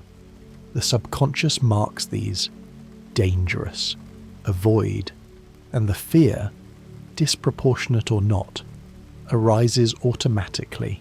Problem solving while sleeping. This is real, documented. The subconscious works on problems during REM sleep, when the brain is highly active, making novel connections. The solution you couldn't find appears in a dream or arrives when you wake. Clear and obvious. Because the subconscious, freed from conscious constraints, from habitual thinking, found a new path. You can harness this. Write down the problem before sleep. Read it. Think about it briefly. Then release it. Let it go. Trust the subconscious to work. Often, not always, but often enough to be useful. You'll wake with insight, with direction, with the answer your conscious striving couldn't find. Beliefs you never question shape your entire reality. Most of your beliefs were absorbed, not chosen. Your family believed certain things, your culture believed certain things, and you, through repetition, through immersion, internalized them. They sank into the subconscious, became axioms, became the invisible water you swim in, never noticing, never examining. The world is dangerous and all safe. People are trustworthy or selfish. Success requires sacrifice, or luck, or talent. These beliefs, held subconsciously, determine what you attempt, what you notice, what you consider possible. You're not free as long as you're unconscious of them.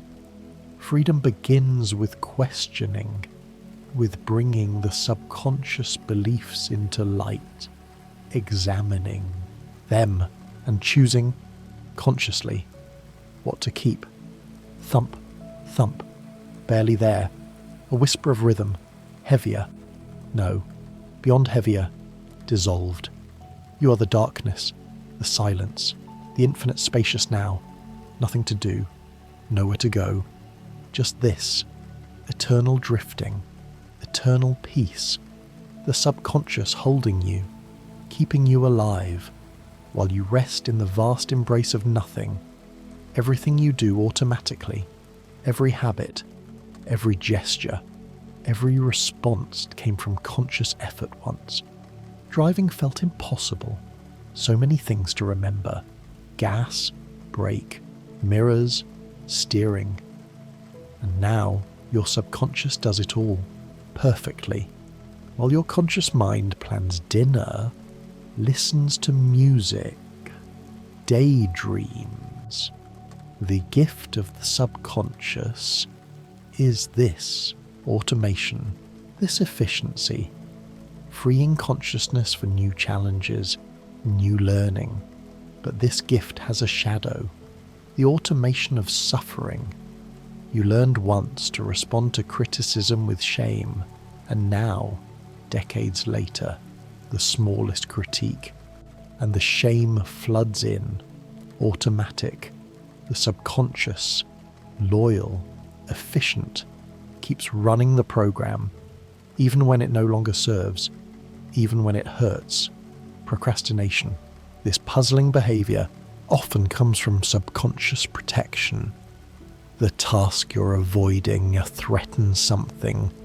Maybe it threatens your sense of competence. If you try and fail, maybe it threatens your freedom. If you succeed and more is expected, maybe it threatens your connection. If achievement separates you from loved ones who didn't achieve, the subconscious, reading these threats, generates resistance, distracts you, fills you with suddenly urgent needs to clean, to scroll, to do anything but the thing that matters. It's not laziness, it's protection, misguided, outdated, but protection nonetheless. Understanding this softens the self-judgment. You're not broken. Your subconscious is working exactly as designed, sensing threat, creating avoidance. The work is to reassure it, to prove, through small steps, through gentle exposure, that the task is safe, that you can handle it, that doing it won't destroy what you fear losing. Phobias demonstrate the subconscious learning too well. One bad experience, one moment of terror, and the association is carved permanently. Spider equals death, height equals falling, enclosed space equals suffocation. The rational conscious mind knows better, knows the statistics, knows the reality. But when faced with the feared object, the subconscious floods the system with panic, overriding all reason. Healing phobias require speaking to the subconscious in its language, not logic, but experience, gradual exposure, safe, controlled, teaches the deep brain. Look, spider nearby. Nothing happened.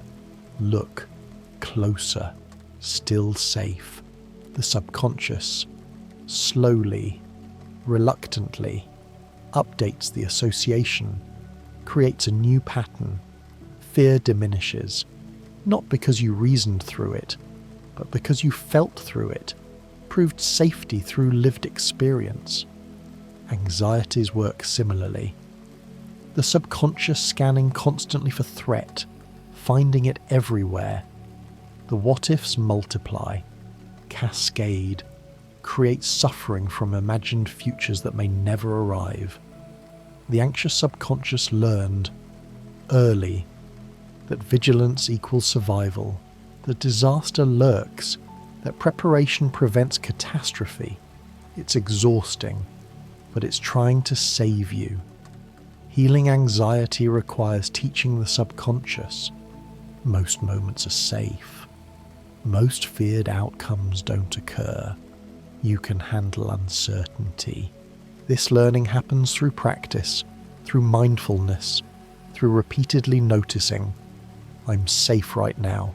This moment, right here, is okay.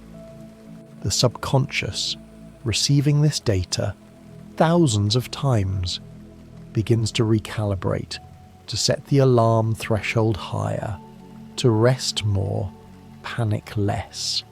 Subliminal perception. Advertisers once believed this was the key to manipulation. Flash an image too quickly to consciously perceive, and the subconscious would receive it, respond to it, make you buy things, crave things. The reality is subtler. Subliminal messages do register, do influence, but weakly, temporarily.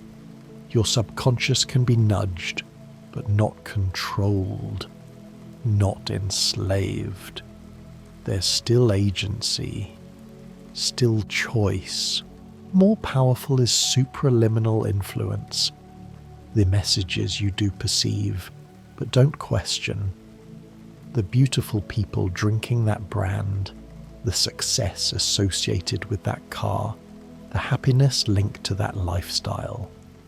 Your conscious mind might dismiss it, but your subconscious absorbs the association, stores it, and later, when choosing, whispers, "This one feels right," never revealing. It feels right because you've seen it paired with desirable things 100 times. Collective unconscious. Jung's mysterious proposal. Do we share a deeper layer beneath personal experience? A level where all human subconscious minds connect, where archetypes live, where the same symbols mean the same things across cultures and centuries. The evidence is circumstantial but compelling. The same dreams, the same myths, the same symbolic language emerging independently everywhere humans exist, whether it's truly shared consciousness or simply shared biology producing similar outputs. The effect is the same. We recognize ourselves in ancient myths, in foreign dreams, in art from cultures we've never encountered. Something in us, something deep, responds, remembers, knows. Empathy arises partly from this shared substrate. You feel another's pain, not just through mirror neurons, but through recognition. Their suffering is your suffering. Their joy is your joy. At the deepest level, the subconscious knows we are not separate. The boundaries between self and other, these are conscious constructs, useful for navigation, but not ultimately true. Social bonding happens through subconscious synchronization.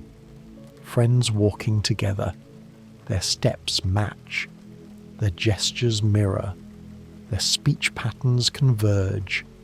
None of this is conscious. It's the subconscious creating connection, building intimacy through physical and behavioral alignment. This is why isolation is so painful, so damaging. The subconscious needs connection, needs to sync with other nervous systems, needs to feel part of something larger. Prolonged isolation, the subconscious interprets as danger, as abandonment, as death. It responds with depression, anxiety, breakdown. Because for most of human evolution, separation from the group meant death, psychosomatic illness, the body manifesting subconscious distress. This isn't imaginary. The pain is real, the dysfunction is real, but the cause is psychological, the rage you won't express. becomes chronic tension, becomes TMJ, becomes migraines. The grief you won't feel becomes chest pain, becomes chronic fatigue. The fear you won't acknowledge becomes irritable bowel, becomes panic attacks. The body is the subconscious made visible. Every emotion you suppress, every truth you swallow, gets stored somewhere in tissue, in tension, in dysfunction. The healing requires listening, feeling, expressing what's been held. The body, receiving permission, can finally release, return to flow, return to health. But sometimes the body is simply ill. Not every symptom is psychological. The danger of over-psychologizing illness is victim blaming, suggesting people cause their own cancer, their own chronic disease, through improper thinking. This is cruel and wrong. The relationship between mind and body is real, but not total. Sometimes the body just breaks, just gets unlucky, just encounters pathogens stronger than the immune system. The wisdom is in discernment, in listening deeply. Is this physical or psychological, or both? Usually, it's both. The body and mind are not separate. The subconscious permeates both, influences both. A holistic approach honors this, treats the whole person, not just symptoms, not just thoughts, but the intricate dance between them. Neuroplasticity means hope. The brain can change, can rewire, can learn new patterns, even in adulthood, even after trauma, even after years of habitual suffering. The subconscious is not fixed. Your neural pathways, though carved deep, can be redirected. New thoughts, repeated, become new pathways. New behaviors, practiced, become new defaults. This requires patience, consistency. The old pathways were created through thousands of repetitions. The new ones need similar investment, but it's possible. The anxious brain can become calmer. The depressed brain can find new emotional ranges. The addicted brain can learn new rewards through therapy, through practice, through compassionate persistence. The subconscious rewires, transforms, heals. Language learning demonstrates this plasticity beautifully. Your adult brain can still absorb new languages, new grammar, new sounds. Though not as easily as childhood, the capacity remains. Your subconscious, given enough input, enough practice, begins to process the new language automatically, dreams in it, thinks in it, responds without. Translation: bilingual people have two different subconscious minds. Almost. Each language carries its own emotional associations, its own cultural patterns, its own way of being. Switching languages, the subconscious shifts, personality changes slightly, emotions access differently. It's one person with two different subconscious programs running on different linguistic operating systems. Moral and ethical choices feel conscious, feel deliberated, but most are subconscious, instantaneous. You see someone drop their wallet, and before thinking, you're calling out to them.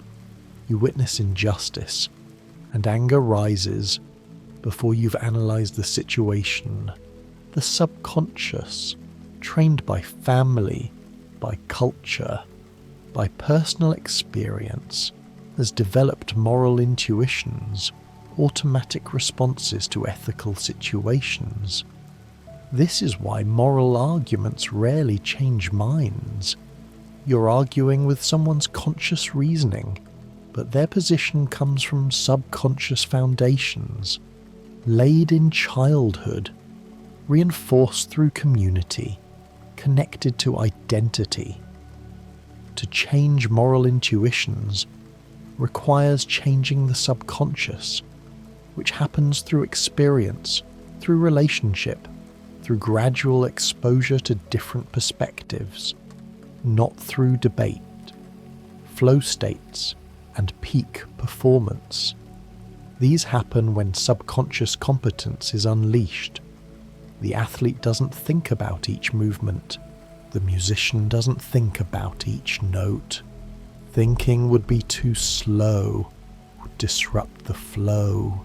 They've trained so thoroughly that the subconscious has internalized the skill and can execute it perfectly, effortlessly, joyfully when the conscious mind steps aside. Accessing flow requires this paradox. You must care deeply, train intensely, prepare thoroughly, and then, in the moment of performance, not care at all. Let go completely. Trust the subconscious. The conscious mind's job is to set the intention and then disappear. The subconscious, vast and capable, does the rest. This applies to all domains. Writing flows when you stop trying to write well. Conversation sparkles when you stop monitoring yourself. Creativity emerges when you stop forcing it. The conscious mind, self-aware, self-critical, is the obstacle. The subconscious, unself-conscious, capable, is the way. Thump, thump, barely audible now. A memory of rhythm, heavier, but that word has lost meaning. There is no weight, no body, no separation between you and the darkness, just floating, infinite, eternal, addiction and recovery.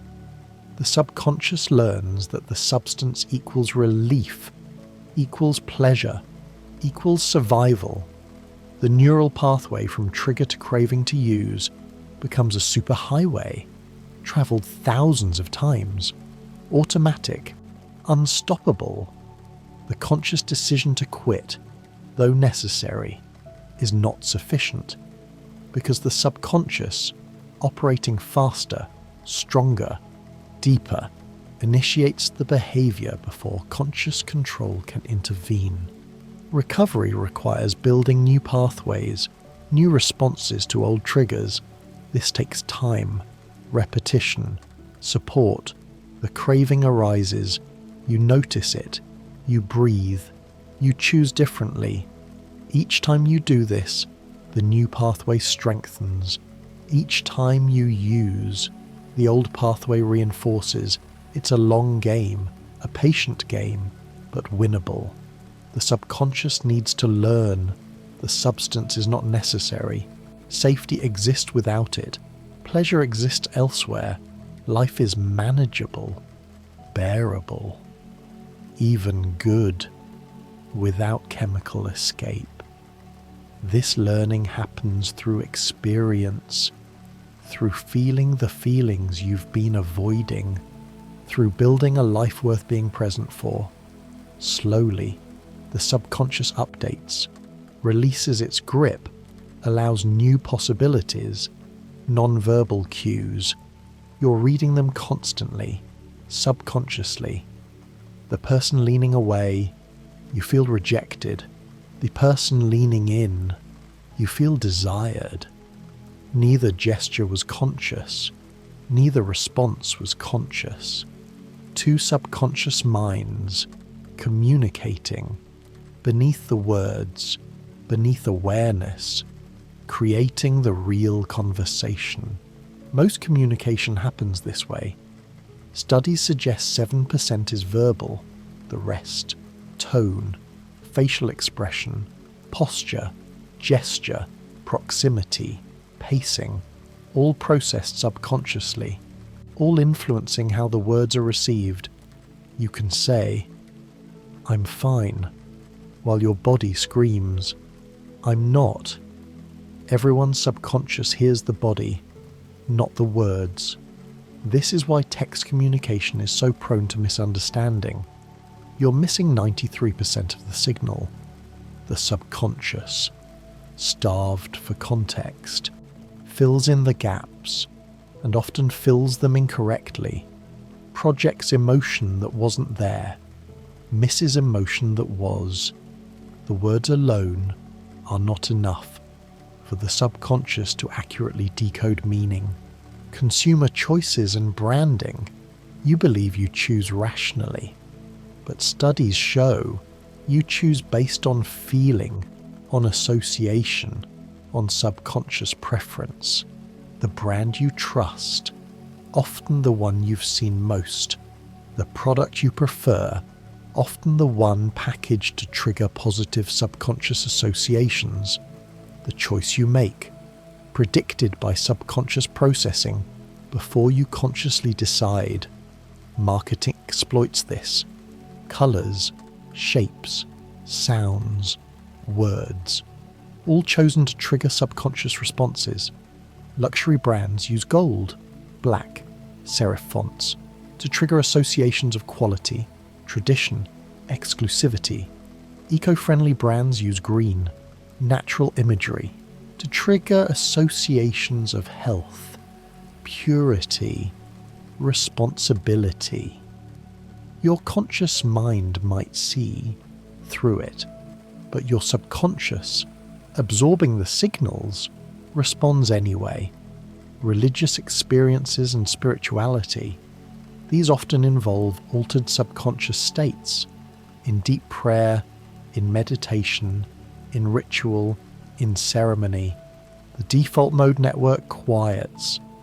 The part of your brain that maintains your sense of being a separate self becomes less active, and suddenly you feel connected to God, to the universe, to all beings. The boundary dissolves. The subconscious, freed from the illusion of separation, experiences unity. Whether this reveals ultimate truth or is simply a neurological state matters less than the transformation it creates. People return from these experiences changed, more compassionate, less afraid of death, more connected to meaning. The subconscious has touched something. Whether you call it God or consciousness or the ground of being, and the encounter leaves marks, lasting, undeniable. Humor detection, you laugh before you know why. The subconscious catches the incongruity, the surprise, the violation of expectation, and triggers the laugh response, milliseconds before the conscious mind analyzes the joke. This is why explaining a joke kills it. By the time you've consciously understood, the subconscious moment has passed. Wit and creativity and humor require the subconscious.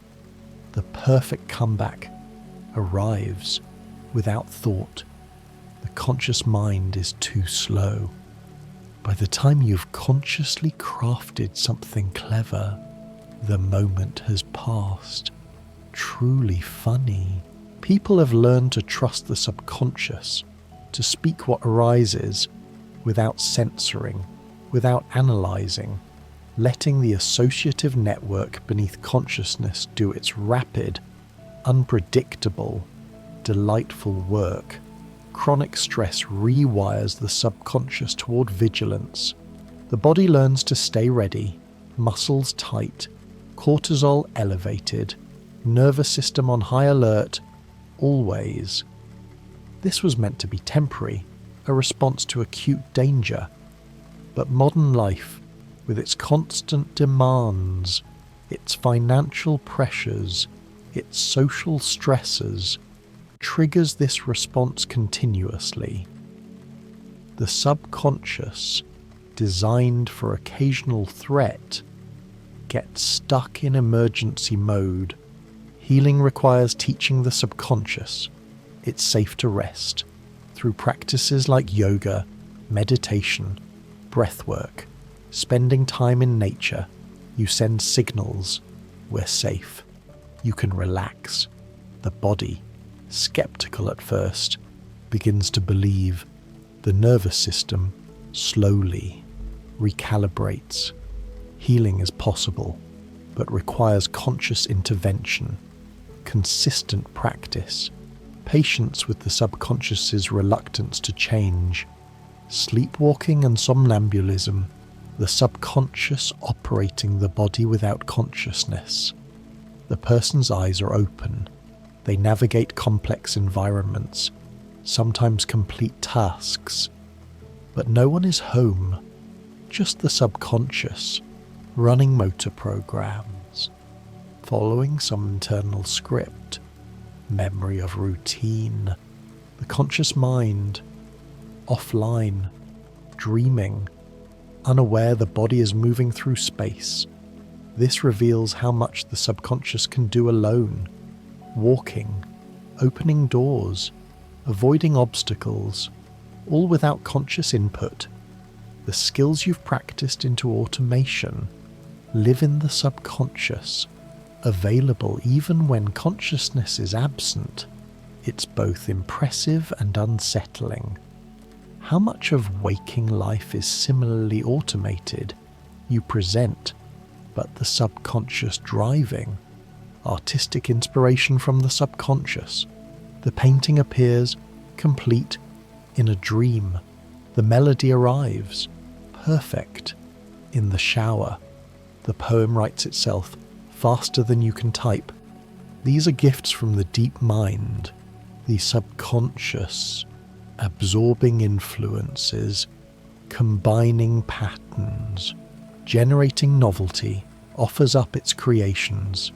You, the conscious artist, receive them with gratitude, with humility, knowing they came through you, but not exactly from you. Cultivating this relationship with the subconscious is essential for artists. You must feed it input, experiences, other art, beauty, pain, life in its fullness. The subconscious absorbs everything, composts it, transforms it, and returns it as art, original, but also deeply influenced by everything you've consumed. Genetics and inherited behaviors. Some of your subconscious is pre-installed. The startle reflex, the fear response, the attachment system. These evolved over millions of years, were selected because they increase survival. Your ancestors who froze when they saw a snake lived longer than those who didn't. The fear, the automatic freeze, got passed down. Now you carry it. Ancient wisdom, coded in your DNA. But most is learned. Your specific fears, your particular habits, your unique ways of relating. These came from experience, from modeling, from the environment you grew up in. Genetics loads the gun. Environment pulls the trigger. The same genetic predisposition in a nurturing environment produces resilience. In a harsh environment, produces anxiety or depression. The subconscious takes the raw material of biology and shapes it based on what was needed to survive your particular childhood. Virtual reality and immersive experiences, these hack the subconscious. Your conscious mind knows it's not real, just pixels, just screens. But your subconscious, responding to visual and spatial cues, believes. Your heart races at the virtual cliff edge. Your palms sweat in the virtual horror game. The subconscious doesn't care about reality. It cares about signals, and the signals say threat, opportunity, presence. So it responds accordingly. This is being used therapeutically to treat phobias, PTSD, social anxiety. The subconscious can be gradually exposed to feared situations in safety and learn through experience that survival is possible. The body calms, the fear reduces, not through talking, not through understanding, but through the subconscious having new experiences, building new associations, updating its threat assessment, time perception, and memory distortion. Your subconscious controls the speed of experience, danger, novelty, intense emotion. These slow time create dense, detailed memories. Routine, boredom, familiarity. These speed time create sparse, vague memories. A week of vacation feels longer than a month of routine, because the subconscious encoded more, noticed more, created more memory markers. As you age, time accelerates, not because time itself speeds up, but because routine increases, novelty decreases. The subconscious, encountering the same patterns, stops paying attention, stops creating detailed memories, and years blur together. This is why doing new things, going new places, learning new skills slows time. The subconscious wakes up, pays attention, encodes richly, and time expands. Subconscious filters shape perception. You see what you expect to see. You notice what confirms your beliefs. You filter out what contradicts them. This is why people can look at the same situation and see completely different realities. Their subconscious filters are different, highlighting different information, creating different stories. Both believe they're seeing objectively. Neither is. Both are seeing through their particular subconscious lens, becoming aware of your filters. This is the beginning of wisdom. What do you automatically notice? What do you automatically ignore? What assumptions are you making? What beliefs are you confirming? The conscious examination of subconscious processes creates choice, creates flexibility, creates the possibility of seeing more truly. Leadership styles emerge from subconscious authority patterns. How you respond to power, how you wield power. Mostly automatic, learned early. If your parents led through fear, you might do the same, or might rebel and lead through permissiveness. If they led through inspiration, you absorbed that model. These patterns run deep, usually beneath awareness, shaping every interaction with hierarchy. Grief processing happens largely subconsciously. The conscious mind might accept the loss, understand it, make sense of it, but the subconscious takes longer. It keeps reaching for the person, keeps expecting them, keeps preparing to see them. Each time it encounters their absence, pain, surprise, the grief work is teaching the subconscious. They're gone, over and over, in every context, until finally, the deep mind learns, integrates, and stops expecting. This is why grief has no timeline, why you can't rush it. The subconscious learns at its own pace, needs to encounter the absence, repeatedly, in all the small daily ways, before it fully accepts. The conscious decision to move on, while important, is not enough. The subconscious must feel its way through, slowly, painfully, completely.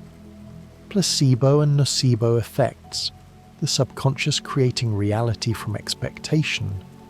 Give someone a sugar pill, tell them it's medicine, and their subconscious, believing, activates healing responses, releases endorphins, reduces inflammation, improves symptoms. The belief itself, held subconsciously, becomes the intervention. The nocebo effect works oppositely. Tell someone a harmless substance will make them ill, and their subconscious creates the illness, nausea, pain, dysfunction. The negative expectation, believed subconsciously, manifests physically. This is the power and the danger of the subconscious. It shapes body, behavior, perception, to match its deepest beliefs about what will happen, what is true, what is possible. Gender identity formation happens subconsciously. Most people's gender identity aligns with their assigned sex effortlessly, automatically. But for some, there's a profound mismatch. The subconscious knows, I am not what they say I am. This knowing is not chosen, not decided. It arises from deep structures, biological, psychological, that form identity beneath conscious awareness. Trying to override this subconscious knowing causes immense suffering, dysphoria, depression, dissociation. The conscious mind might try to comply, to force alignment, but the subconscious, knowing its truth, rebels, suffers, fragments. Healing requires honoring the subconscious knowing, allowing the outer expression to match the inner truth, letting the person be who they subconsciously are. Musical composition and improvisation, the subconscious creating in real time. Jazz musicians don't think about which notes to play. Thinking is too slow. The fingers move. The melody emerges from the subconscious, drawing on years of practice, internalized scales, absorbed patterns, but combining them freshly, spontaneously, in the moment. This is the subconscious as creative genius, when trained, when trusted, when unleashed. Composers often describe melodies arriving complete. Beethoven heard entire symphonies. Mozart wrote without revision, as if taking dictation. The subconscious, working beneath awareness, composes, arranges, perfects, and then presents the finished work to consciousness. Here, this is beautiful. Use this. Negotiation and persuasion through subconscious cues. The best negotiators read micro-expressions, detect hesitation, sense when someone is about to concede. They match body language, mirror gestures, create subconscious rapport. None of this is conscious manipulation. It's the subconscious, skilled through experience, reading another subconscious and responding, harmonizing, influencing beneath the level of words. Forgiveness and letting go. These happen subconsciously, not through decision. You can decide to forgive, say the words, mean them. But if the body still tenses, if the hurt still flares, the subconscious hasn't forgiven. Real forgiveness requires the subconscious releasing the charge. This happens through feeling, processing, time. You can't force it, can't rush it. You can only create conditions, allow the process, and trust that eventually the subconscious will let go. Animal instincts in human subconscious, you have them still.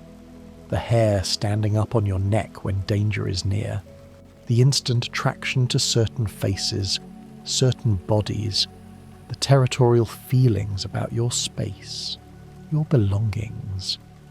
These are ancient, mammalian, reptilian, older than humanity, older than language, the subconscious, layered.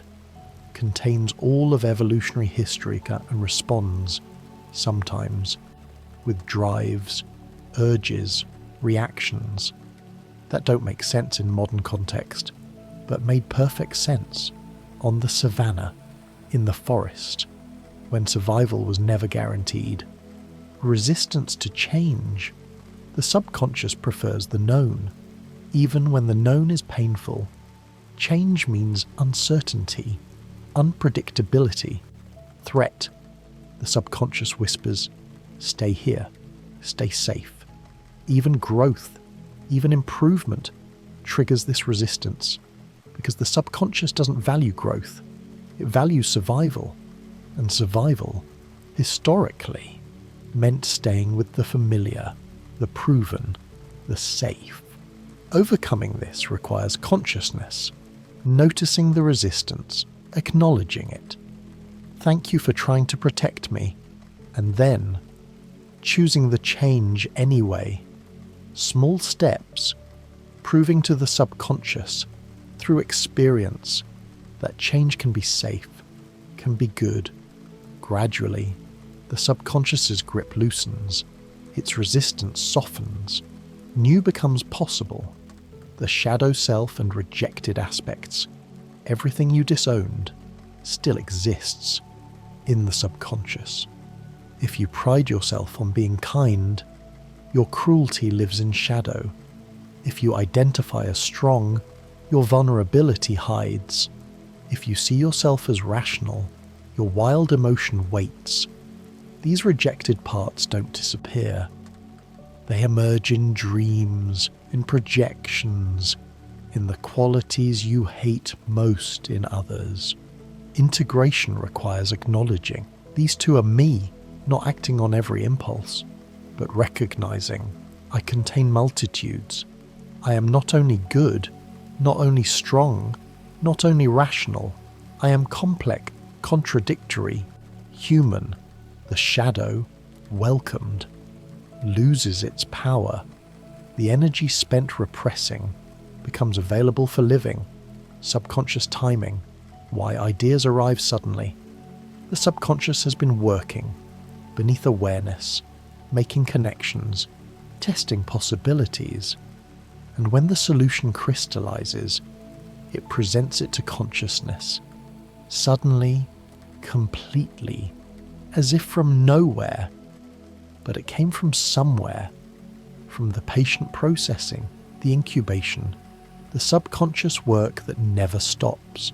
This is why insight arrives in the shower, on walks, right before sleep.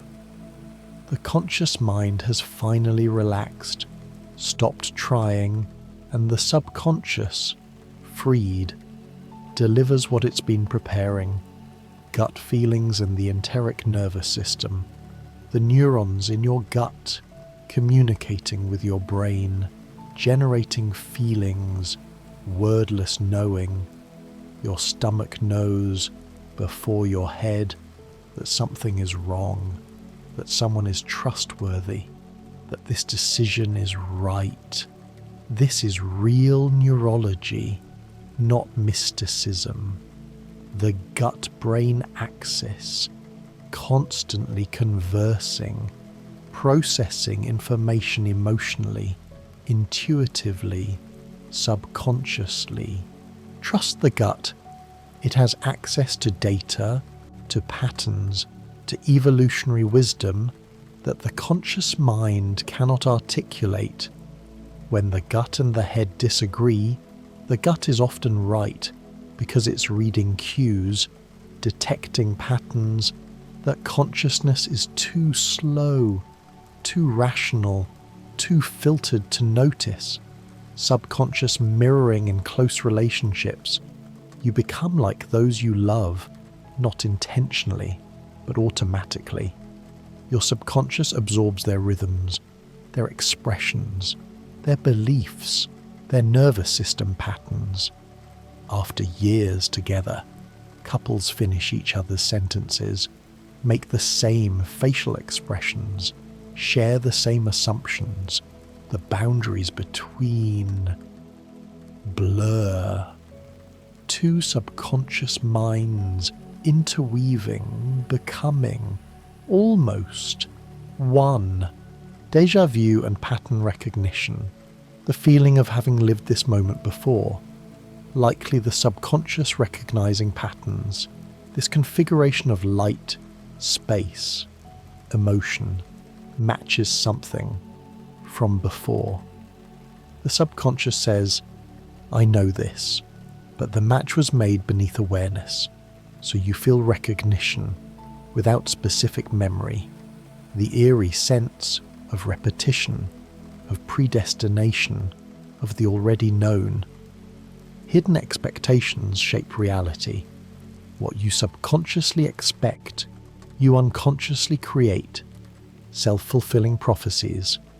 If you expect rejection, you behave in ways that invite it. If you expect success, you take actions that support it. The subconscious, believing, acts to confirm, and reality, obligingly, reflects back what was expected. Changing expectations requires conscious intervention, noticing the old expectation, questioning it, choosing a new one, and then acting as if the new expectation is true. The subconscious, receiving contradictory data, slowly, reluctantly, updates, expectations shift, behaviors shift, reality shifts. Not through magic, but through the intricate feedback loop between belief and action. Subconscious calibration of personal boundaries, how close you let people stand, how much you share, how much you tolerate before saying no, all learned, absorbed, before you had words for it. Your subconscious knows, through body sensation, this close feels good. That close feels threatening. It guides you, usually towards safety, oftentimes toward isolation, sometimes toward enmeshment. The calibration, set early, based on what was needed to survive your particular family. Healing boundaries means noticing. When does my body tense? When do I feel resentment? When have I given more than I wanted? These are signals, the subconscious warning. A boundary was crossed. You practice adjusting, saying no, taking space, and notice. You survive. Relationships survive, sometimes even improve. The subconscious learns. Boundaries are not rejection. They are health. Slowly, it recalibrates, finds better balance. And now, the mysteries begin to blur, one into another, dreams into waking, past into present, self into universe, the subconscious, vast, containing everything you've ever known, everything you've forgotten, everything you've yet to discover, holds you, keeps you breathing, keeps your heart beating. Thump, thump, softer, slower, barely there, heavier than the earth, lighter than air. You float in the space between, no longer sure where your body ends, where the darkness begins, no longer caring, because this floating, this dissolving, this is home, this is peace, this is the return to the subconscious ocean from which you arose, to which you always return. Each night, each moment of stillness, each release of control, the mysteries continue, endless, looping, cycling through the night. 100 mysteries of the subconscious, but really infinite mysteries, because the subconscious itself is the great mystery, the darkness that knows, the silence that speaks, the stillness that creates everything. You don't need to understand. You don't need to remember. You only need to rest, to sink, to drift. The subconscious will do its work. sorting, healing, preparing you for another day, another cycle, another opportunity to witness the dance between conscious and unconscious, light and shadow, waking and sleeping. Your breathing is so slow now. Each breath, a small tide, barely moving. Your heartbeat, a distant rhythm, ancient, eternal, connecting you to every heartbeat that ever was, that ever will be. The thoughts that arise, if any arise, just bubbles, surfacing, popping, returning to the deep. You don't need to follow them, don't need to engage, just watch, if you're still watching, or let go. If you're ready, if you've already let go. Time has become strange, elastic, meaningless. Has it been minutes or hours? Does it matter? Here, in the subconscious realm, there is only now, endless now, eternal now. The worries of tomorrow, the regrets of yesterday, they dissolve in this vast present moment, this infinite peaceful dark. And if you're listening still, you're welcome to drift away, to let the voice fade, to let consciousness dissolve completely into sleep, into dreams, into the deep rest your body needs, your mind deserves. The mysteries will be here, waiting, looping, cycling. If you wake in the night, they'll welcome you back. If you sleep through until morning, they've done their work, carried you safely through to the other side of darkness. The universe keeps turning, the gentle currents of the subconscious, where hidden thoughts drift quietly, where ancient wisdom waits, where everything you are and everything you might become already exists, in potential, in pattern, in the infinite library of the deep mind, and will keep drifting, floating together through the histories, 100 subconscious mystery, looping softly, endlessly through the night. The subconscious never sleeps, never stops its patient work, always creating, always protecting, always guiding, beneath the threshold of knowing, in the beautiful darkness, where everything begins, where everything returns, where you rest now, safe, held, home,